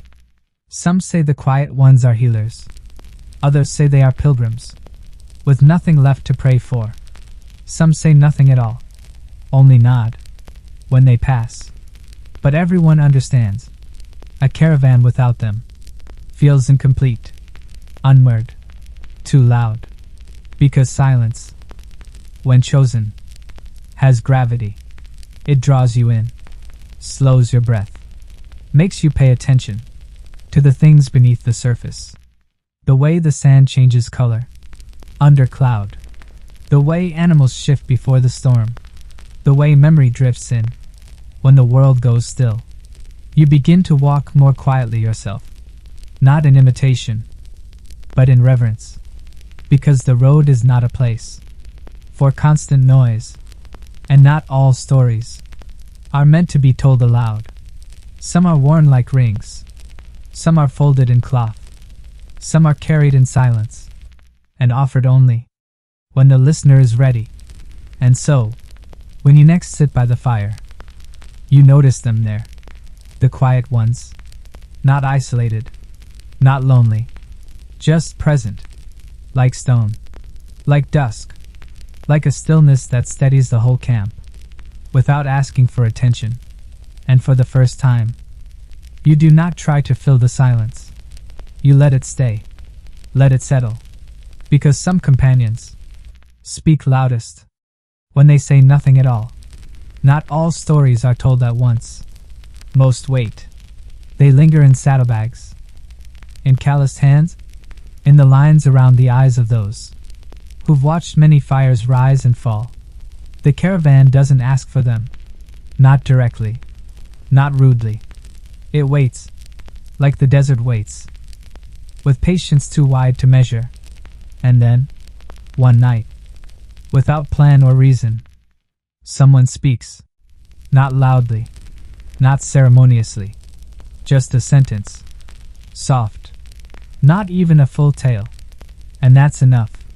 The others pause, chewing slows, eyes shift, but no one stares.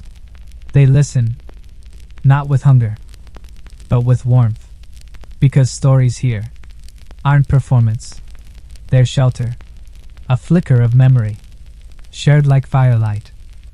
Brief, soft, warming. Some are old, worn smooth by retelling. A tale of a prince who vanished in the dunes, of a woman who grew dates from stone, of a wind that could steal your voice if you sang after dark. Others are quiet things, not fables, but fragments. My mother made tea like this. I once saw a river that sang. There was a boy who used to laugh in his sleep. They do not need endings.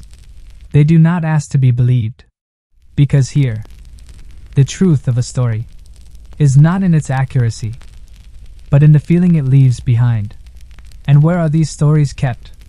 Not in scrolls, not in books, not even in memory, as most would define it. They are kept in pause, in tone, in the way someone gazes into the fire. As they speak, they're kept in silences, between sentences, in the hush after a name is spoken, with reverence or regret.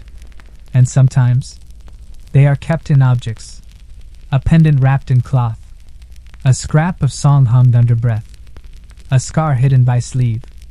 You carry stories too, even if you haven't told them. The desert knows. It hears what you don't say. And one day, maybe not now, maybe not on this journey, your voice will open and offer one of them up.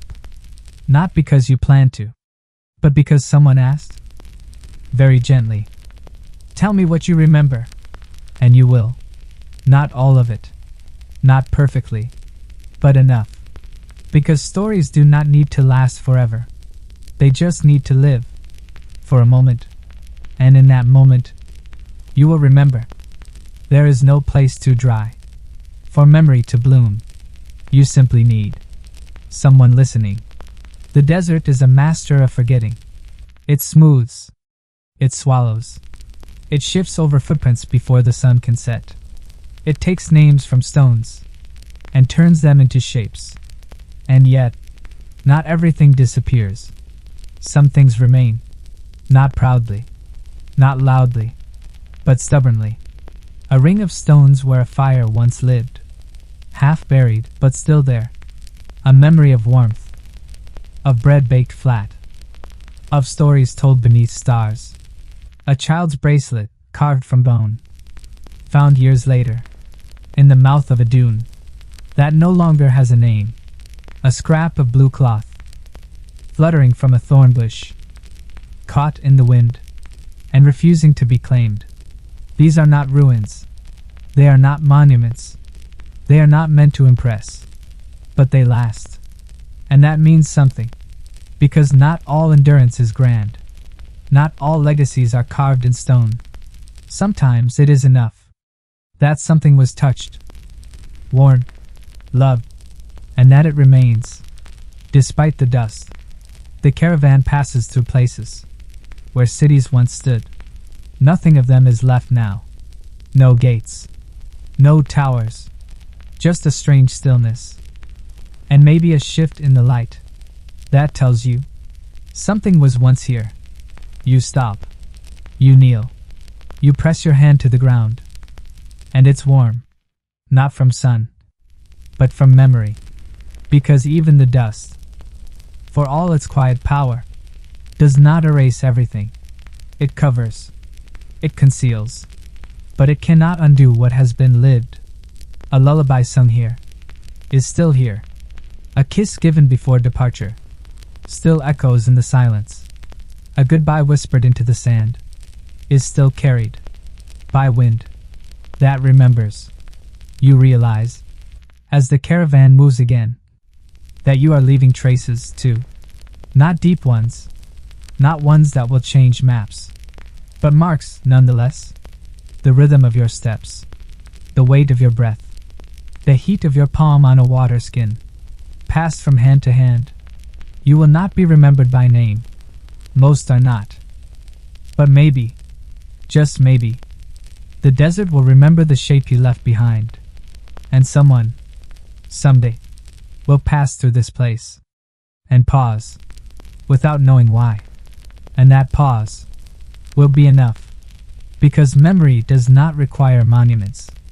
It only requires presence and kindness and the simple, quiet choice to keep walking, even when the dust rises, even when the world forgets. It begins with a scent, not one, but 100, layered, warm, shifting, clove and dust, sun-heated leather, cumin rising from a clay bowl, sweet figs, cracked open and glistening, the faint sharpness of vinegar in glass, and underneath it all, the clean mineral scent of earth, warmed by centuries of footfall. You haven't stepped into the market yet. Not quite. You're just at the threshold.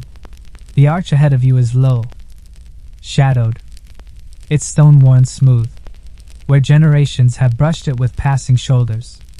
Beyond it, a world. Not a place. A world. It breathes. It hums. It shifts. It is not built like a city or a home. It is built like a tide, ebbing and flowing, pulling you in. Whether you're ready or not, you cross the gate, and you are in it.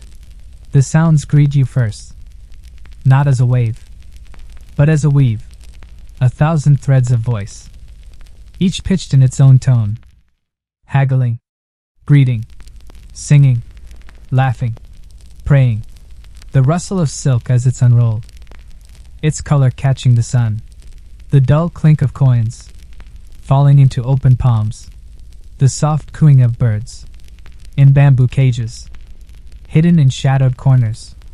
Then comes the color, and here, color is not decoration.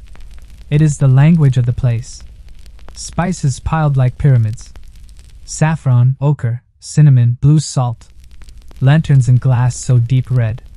You feel it before you see it. Tiles stacked and waiting. Each glazed with sky and story.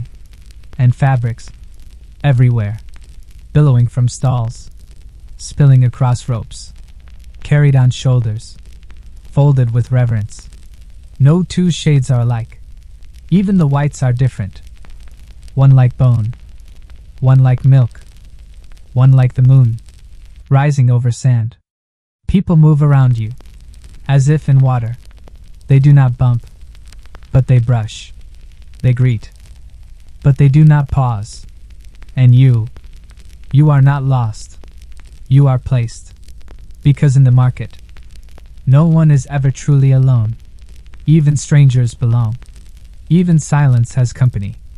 You stand at the edge of a stall, where a man sells nothing but string. Red, yellow, silver, coiled like tiny serpents in wooden bowls. You don't need any. But he nods, as if to say, "You're welcome just the same." And you are. The market has always been more than trade. It is memory wrapped in linen, language written in gesture, religion folded into recipe. It is a place where the world once met, without map or flag or border.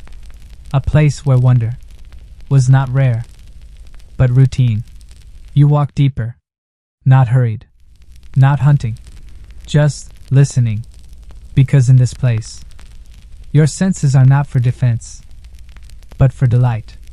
And the deeper you go, the more the clamor fades into music, a song with no name, but many singers, and at its center, perhaps nothing for sale, only stories, and a quiet kind of joy that you almost forgot could exist in crowds.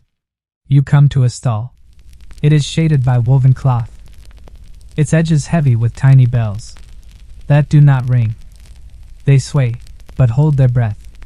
Before you, spice, not labeled, not measured, just there, mounds of ochre, copper, amber, ash. They don't shine. They don't need to.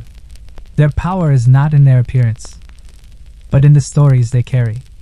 Inside every grain, you lean forward, not to buy, to breathe. And in that breath, you travel. There is turmeric, golden as sunrise over lone mountains. The vendor brushes a pinch into your hand. The powder is soft, like memory pressed into velvet. He does not speak. He watches your reaction. You close your eyes, and it blooms. Earthy, warm, not sharp, but deep, like something ancient, still alive beneath the skin of time. Nearby is cardamom, its pods the color of pale moss. Its scent a contradiction, cool and sharp, like winter wearing perfume. You lift a piece of cinnamon bark. It crumbles gently at the edge, not brittle, just willing. It smells like something you might have forgotten in a room you once loved. You pause, and you understand. Spice is not just for food. Not here. It's for ceremony, for medicine, for grief, for marriage. A pinch on the tongue, before a funeral. A handful thrown on fire, before a birth. A smear across the wrist, before a battle. These powders are not seasoning. They are language. They are memory, ground into color. In another bowl, dried rose petals, so dark they're almost black. Crushed, they release a scent that smells like a poem you were never taught to read. Children pass by, laughing, barefoot, faces smudged with saffron. They do not marvel at the spices. They live in them, and you realize this is not a display. It is a library, each mound a page, each page a place, each place a moment, shared by 1,000 lives, who never met, but all remembered the same scent. On different mornings, you buy nothing. You say thank you. The vendor nods, and places a tiny sprig of dried mint in your palm, without a word. It is not a transaction. It is a gift, and you carry it, not in your pocket, but in your breath. Because the market is not a place you leave empty. Something always comes with you, even if it's only the soft green scent of mint warming slowly. In your hand, they hang like slow-moving waterfalls, from wooden beams and rope lines, folded and unfurled, to catch the wandering light. Tapestries, heavy with silence, alive with pattern. At first, they seem still, just cloth. But then you notice something. They're watching, not with eyes, but with presence. Not judging, just remembering. Each thread a witness. each knot a footnote, each pattern a paragraph, in a language older than ink. The vendor stands to the side. He does not call out. Tapestries do not need marketing. They simply are. You step closer. Some shimmer, not with gold, but with use. A faded blue, rubbed thin where a hand touched it, again and again. In the dark, a frayed edge, where it once hung in wind. Above a door that opened to strangers, and never closed in anger. A rust-colored panel, stitched with strange beasts. Their shapes part myth, part memory. None of them are perfect, and that is their strength. You trail your fingers near the edge of one. Deep green, with a line of silver moons, curling along the border. You don't touch, but the air between your hand and the cloth feels warm. You wonder, who wove this? A woman, perhaps, with tired fingers and a sharp memory, working by lamplight, while her child slept on her shawl. She did not weave for fame. She wove because someone asked, or because someone needed, or because she had too much to say, and no one to say it to.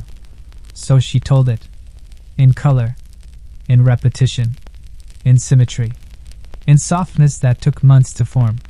Now it hangs here, not for display, but for safekeeping, because these tapestries have seen things.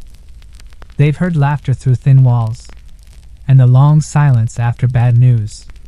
They've been draped over lovers who didn't need to speak, and over the bodies of the dying who didn't want to be alone. They've been torn in haste, and stitched again in patience, and still they remain. The man beside you says quietly, "That one came from a caravan that never finished its journey." He says no more. You nod, because you understand. That cloth is not only for warmth, it is for remembering. You walk on, and the tapestries sway slightly in your passing, not because of wind, but because they notice. Because for just a moment, you became part of their story too. You come across a low table. Its wood smooth with age, its corners softened by many hands. Upon it coins, laid out not in rows, but in quiet clusters. Bronze, silver, copper, and others whose metals you can't name. Some are square, others round with holes in the center. A few are bent, or pitted, or half faded by time. They do not gleam. They do not ask for attention. And yet you are drawn in. A man sits behind the table. He watches you without speaking, not suspicious, just curious, as if wondering whether you'll see them for what they are. These are not coins for the marketplace. They are not meant to be exchanged. Not anymore. Each one has already done what it was made to do, but still, they remain, not as currency, as reminders. You lean down. A silver piece, its edge uneven, stamped with a worn face. A ruler, perhaps, long returned to dust. Another, small and heavy, with a lion so faint, you must tilt it toward the light, just to guess at the shape. You pick one up. It's warm, not from the sun, from the lives it passed through. A market in Samarkand, a sleeve in Shiraz, a pocket sewn inside a child's robe, hidden for a journey no one wanted to make. You wonder, how many hands held this? How many wishes were made? While it rested in a palm? Perhaps it was tossed in anger, or given in kindness, or lost, and mourned, and found again, by someone who never knew its name. The man gestures toward a bowl beside the table, not to sell, but to share. Inside, coins that were never part of any empire, small pressed tokens, shaped like moons, birds, hands, offerings, blessings, pocket prayers. You do not take one. You do not need to, because you begin to remember the small things you carry too. Not in your purse, but in your heart. A charm, a button, a ribbon folded into a book you no longer read. We all carry coins, not meant for spending. Some are regrets. Some are joys too fragile to speak aloud. All of them are real. The man smiles at you. He knows you understand. You thank him. Not for the coins, for the space, for the quiet, for the moment that reminded you. That value is not always something that can be counted, and that some things, small, round, silent, carry entire lives in their soft, steady weight. Evening does not fall here. It settles, like a soft blanket, drawn gently over the shoulders of the world. The market does not close all at once. There is no bell, no call, no sharp signal, just a slowing. One vendor folds cloth more carefully. Another ties a leather roll of tools, hands moving by habit, not haste. Lanterns begin to glow, not brightly, but kindly. Their light is soft, amber-colored, spilling through colored glass, onto rugs, walls, palms. Shadows lengthen, but no one hurries them. Children still linger by the dates. Old men sip tea without speaking. Somewhere, a flute begins to play. Just a few notes, wandering and uncertain. And suddenly, you realize, this is when the market is at its most alive. Not during the noise, but after it. When the crowd thins, and the world feels suspended. Like breath held just a moment longer than necessary. You pass a stall where spices are now covered, but their scent lingers in the air. A ghost of color, still warm. You pass a table of bowls, now empty, but gleaming in lantern light, as if holding stories instead. One man sweeps sand from the corner, with a bundle of reeds. His motions are circular, almost reverent, as though he's cleaning not just space, but memory. A woman hums softly, as she rolls her scarves. Not a song you know, but one that feels familiar, like a lullaby, from a dream you once forgot. You walk slower now, not because you are tired, but because something in the evening asks you to, as though the market itself is no longer speaking, but listening. And what does it listen for? Not profit, not praise, not footsteps that rush away. It listens for the pause, for the parting glance, for the sigh someone releases when they think no one hears. Because that is what this place remembers. Not the gold exchanged, but the moment two hands met. Not the price, but the patience. Not the goods, but the gaze. You stop beside a wall, where an old lantern flickers. Its flame too small to warm, but steady enough to stay. And you feel something shift. Inside you, outside you. A stillness, a gratitude, a quiet kind of knowing that the road is long. But places like this make it bearable, not for what they sell, but for what they hold. The market does not end. It only rests. And in its rest, you find your own. You don't notice them at first. They are there. Always. Tall, deliberate, quiet. Their movements are not sudden. They do not demand attention. They simply continue. And yet, when you pause, truly pause, and look into their eyes, you understand something you didn't know you were missing. The camel's gaze is not blank. It is not dull.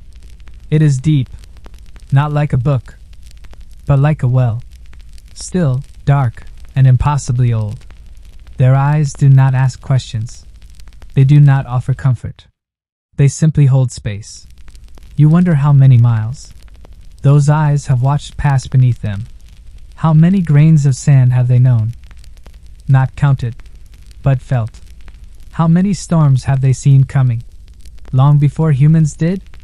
Their lashes are long, not just for beauty, but for survival.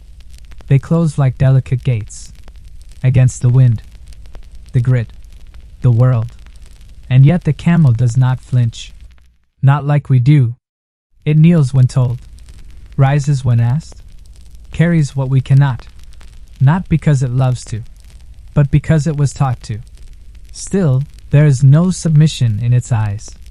There is patience, an old kind, the kind that remembers before memory, the kind that does not rush, because it has no reason to. Its breath is slow, its steps measured, its presence quietly certain. You watch when rest beside a fire, its neck arched just so, its eyes half-lidded. It is not asleep, it is simply waiting, not for anything in particular, just for whatever comes next. Camels do not complain, but they remember. They remember water, and cruelty, and mercy. They remember the hands that were gentle, and the voices that were kind. They remember every direction. You tried to force them to go, and somehow, they forgive. Not easily, but eventually, you begin to understand that to walk beside a camel is to be watched by something older than cities, quieter than time. Their dignity is not loud, but it is unshakable. You reach out, fingertips brushing coarse fur.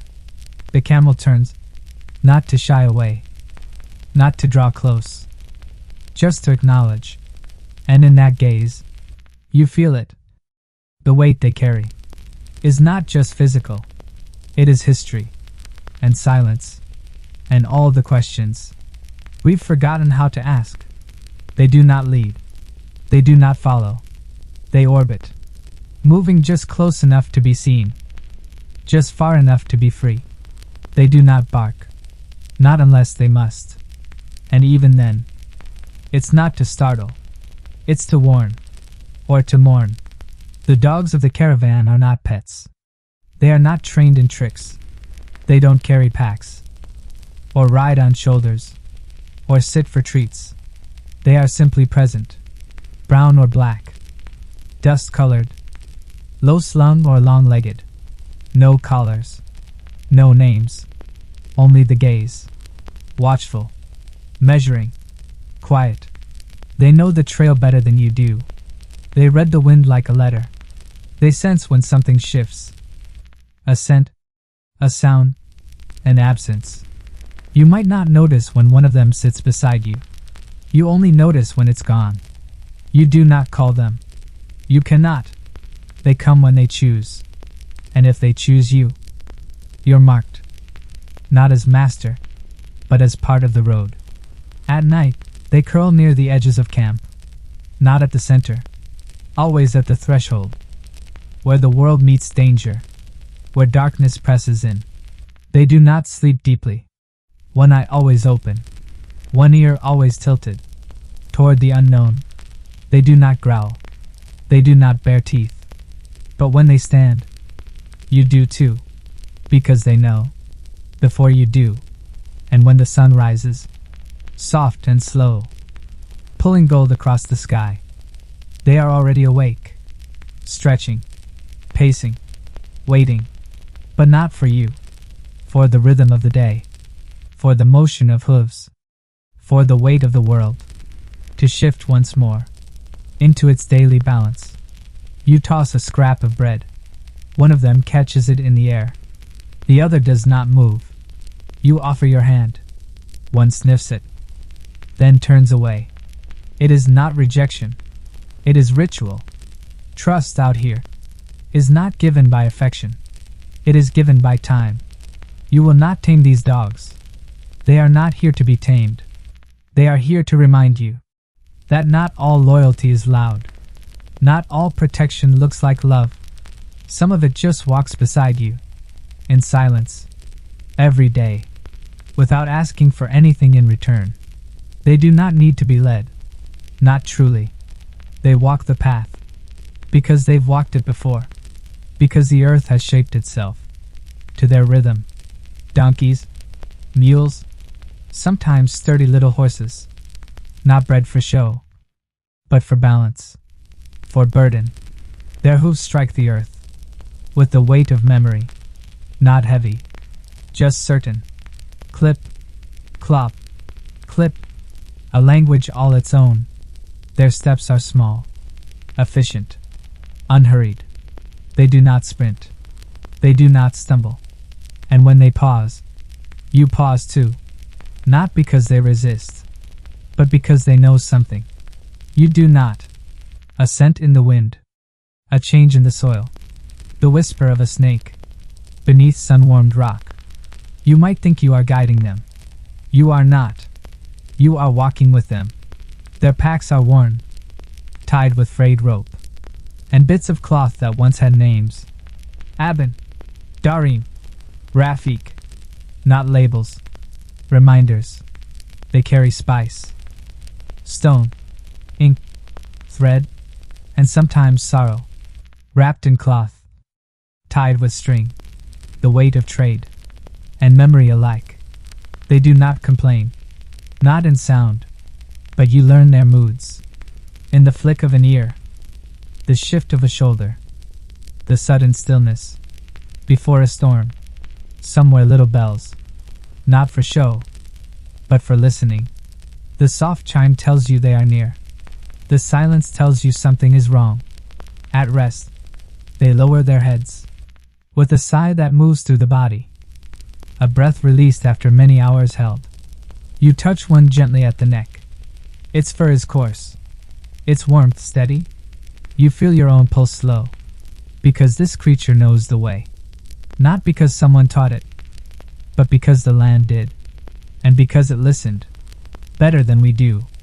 You look up, ahead, where the trail curves gently, into golden dust. The animal does not hesitate. Its hooves move forward, with the quiet knowledge that wherever it goes, the road will rise to meet it, and you follow, not with doubt, but with trust, because sometimes, on the oldest paths, it is the animal who leads the soul. They were not trained. They were not caught.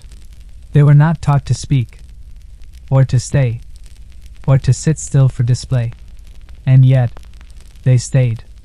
Not always, not predictably, but often enough to be remembered. Small birds, finches, doves, swallows, sometimes larger ones, hawks or kites that hovered like thoughts, just above the horizon.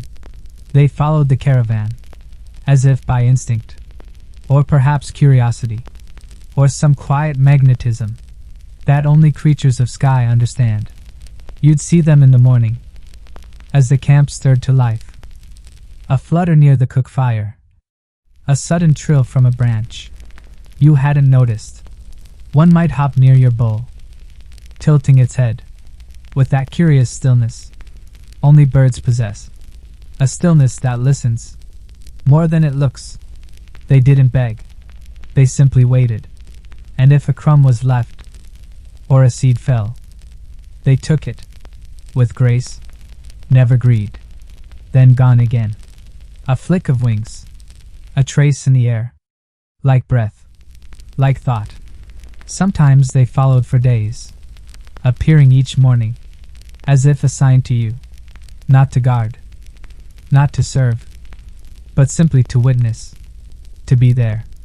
And when they disappeared, as birds always do, it felt like something had closed.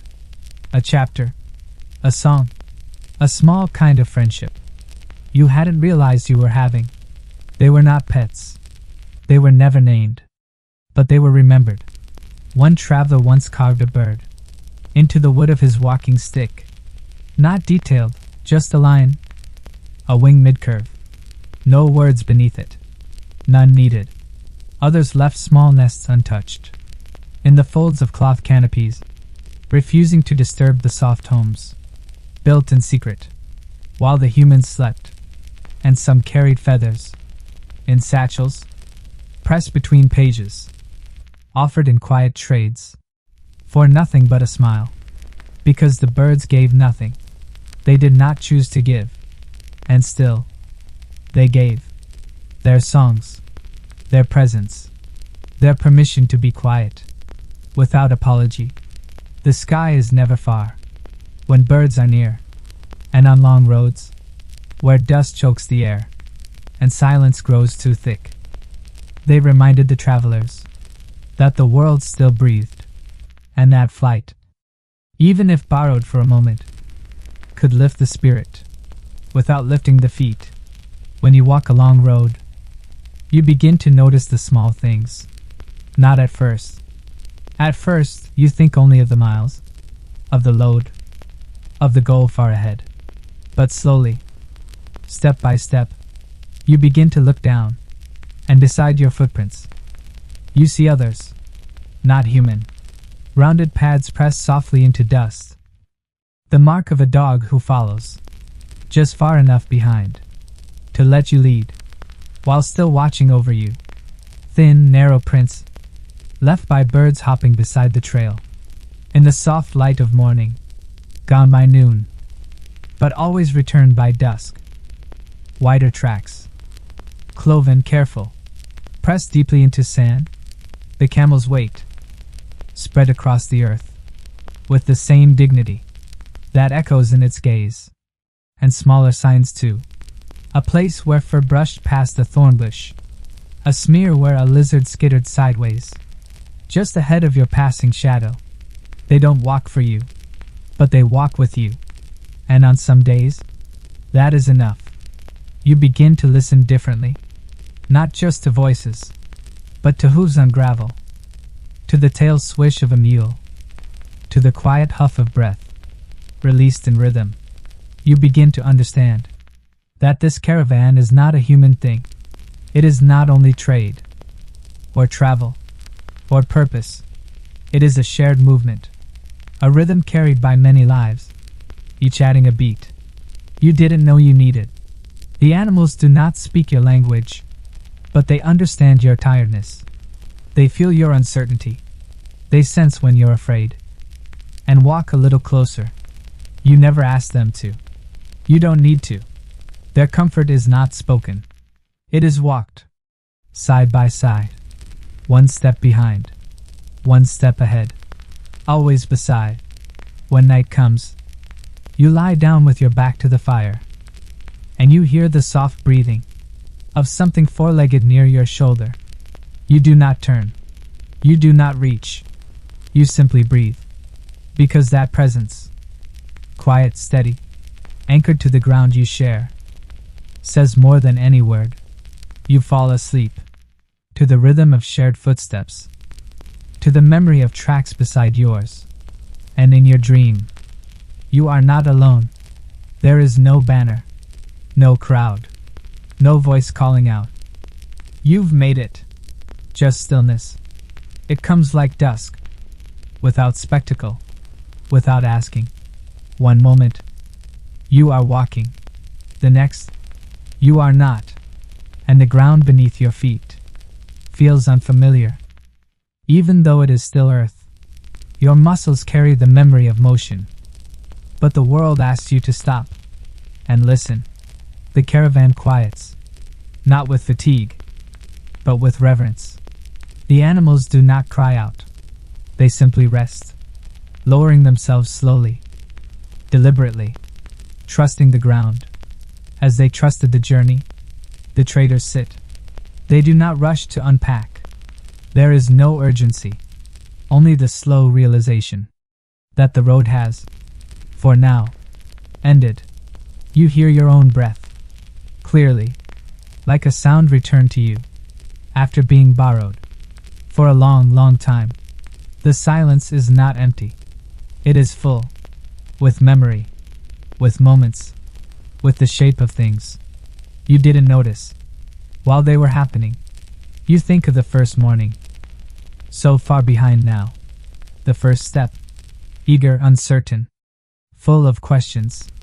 You think of the market, the dogs, the faces you passed without knowing, the bird that followed you for 3 days and then vanished.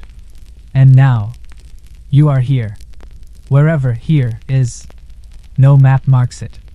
No guide declares it. But you know you've arrived, because the need to move has dissolved, and something inside you, something deep, something quiet, has finally sat down. It is not celebration. It is not grief. It is simply completion. You walk a little further, out beyond the others, and you sit down, back resting against a rock that has watched hundreds like you come and go. The wind brushes your shoulder, like a farewell, or perhaps a welcome, and in that moment, you understand. The journey did not end here. It just changed shape, because the road continues, in memory, in dream, in the way your eyes now see things you once overlooked. And the silence? It is not empty. It is waiting, not for another step, but for the stillness to become your teacher. You sit still for the first time, in what feels like a season, and slowly, you begin to notice the weight, not on your back, not in your hands, inside you. Not pain, not exhaustion, something else. You feel it in your chest, just beneath the breath, a kind of fullness. You begin to unpack, not your satchel, not your belongings, but your mind, and what you find surprises you. Not memories, exactly, not stories, fragments, a voice calling out prices in a dialect you didn't understand. But now you hear its rhythm as clearly as a lullaby. The soft imprint of a donkey's hoof, pressed into clay just before a storm. A scrap of fabric someone gave you to wipe your hands, now folded, tucked into the corner of your bag, as if waiting to be remembered. A tune hummed without purpose, but still there, like a warm stone in the pocket of your thoughts. You didn't plan to keep these things. You didn't know you had, but they are yours now. Small kindnesses, quiet discomforts, moments when someone met your eyes, and neither of you looked away. A dried herb pressed between journal pages, scentless now, but still holding the ghost of a distant kitchen's air. You carried spices in your hands, but their stories settled in your soul. You carried silence, so much silence, and it taught you to listen differently. You carried the names of people you never asked for, but who gave them anyway, softly, before parting ways. Names you whispered to yourself on nights when you couldn't sleep. You realize you carry places too. A bend in the path where the wind changed, a ruin where someone once sang, a riverbank where nothing happened. And yet you remember it, more clearly than the temples. All of it, gathered slowly, gently, like dust settling on the folds of your spirit. You did not mean to carry so much, but not all weight is burden. Some is blessing, some is reminder, some is the quiet evidence that you were there, and that you saw, and that something in you was changed, not dramatically, not loudly, but enough to be noticed. Only now, at the end, when there is finally space to feel it. They do not leave letters, no farewell songs, no carved names in stone, but the animals, they leave things, not grand, not lasting in the way we often mean, but real. A patch of flattened grass, where a camel once knelt, still holding the shape of its rest. A single bell, tied with frayed string, hung carefully on a branch, not lost, placed. A soft indentation in the sand, curved just so, where a dog lay beneath your blanket, on a colder night. Then you remember. Their traces aren't obvious. You have to be still to find them, to notice the worn path by the stream, trampled gently by hooves. A shortcut they chose again and again, because the slope was kinder, and the water clearer, to find the feather, caught in your bedroll, from that one bird, who never let you walk alone. For 3 long mornings. You remember the scent too, faint musk and dust that clung to your clothes long after the mule had been passed to another caravan, and the sounds, soft braying, clattering hooves, the quiet snort of a creature waking up just before dawn. Gone now, all of it, but not really, because the road still holds them, and so do you. You find yourself watching the breeze as it sways a rope, and you think of reins. You hear your own footsteps, and listen for the ones that used to walk beside you, not expecting them, just remembering. The animals didn't speak, but they understood. They didn't promise, but they stayed. And in staying, they taught you about trust and timing and the simple grace of walking side by side without needing to lead or follow. You close your eyes and breathe in the wind. Somewhere in the dust, you swear, you hear hooves again. Not near, not real, but not forgotten, not at all. You may have stopped walking, but the road has not. It is in you now, folded gently, like a map you'll never open, but always feel tucked inside your coat. It doesn't hum, it doesn't call out, but it is there, quiet as breath, steady as a pulse, because roads do not only exist in soil and stone. Some exist in the mind, in the body, in the memory of movement, and the feeling of arrival.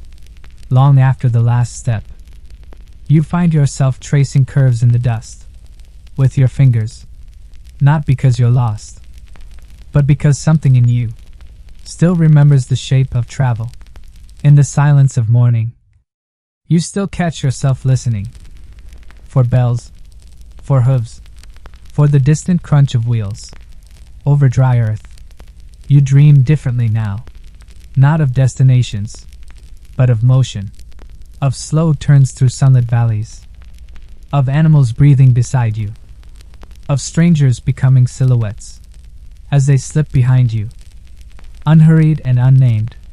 And sometimes, you wake with the strange certainty that you are still walking, that even in sleep, you are following something just out of sight, because the road never truly asks you to leave it behind.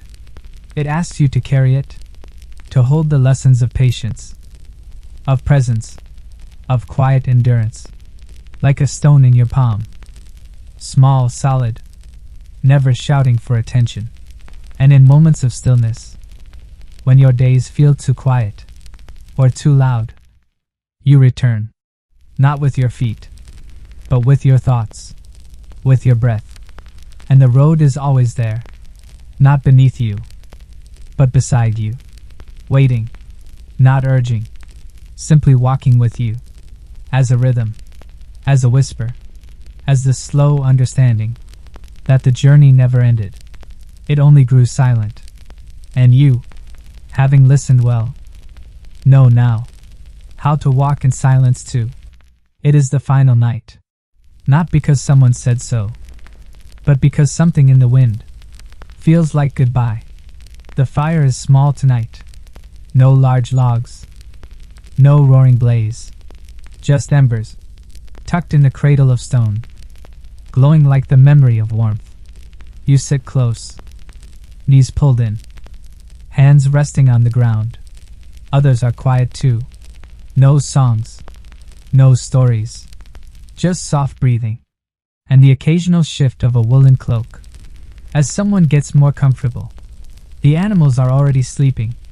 A camel hums low in its throat, a sound like a forgotten lullaby. A dog curls tightly at your side, its body warm, its trust absolute. And above, stars. So many, so clear. It feels as if the sky has drawn closer, just to be near you. One last time. The fire does not ask for attention. It simply lives, flickers, fades, then flares again. You find yourself staring into it, not thinking, just being, like the road taught you to. You remember every other fire, you've sat beside. The markets, the camps, the mountains, the nights you were too tired to speak, too full of dust to care. And yet, you were always here, always returned to this. A circle of quiet, a shared silence, a slow drift toward sleep. No one says, "This is the end." No one needs to. The end doesn't need words. Just peace. Just this moment, where the journey exhales, its final breath. Through flame and ash, you lean back. Feel the ground hold you. Feel your own body surrender to the pull of rest. The fire is smaller now. A few last sparks float upward, briefly lighting the night, before vanishing.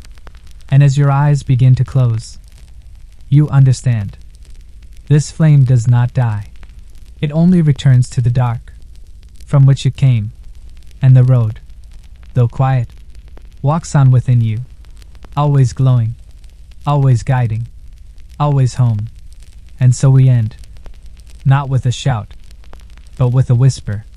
Thank you for walking this slow road with me, through dust and shadow, hoofbeats and silence, past watchful eyes, and sleeping fires.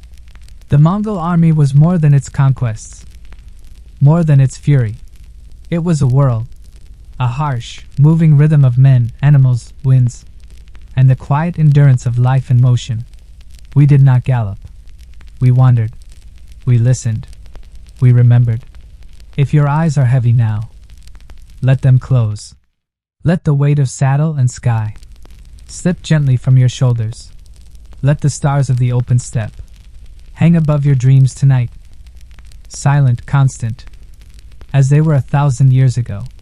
If you're still here, thank you, wherever you are, whatever time it is. I'm glad you came along. If you'd like more slow journeys like this one, you're welcome to subscribe, so we can meet again, beneath other ancient skies. Until then, rest well, and let the road wait for you.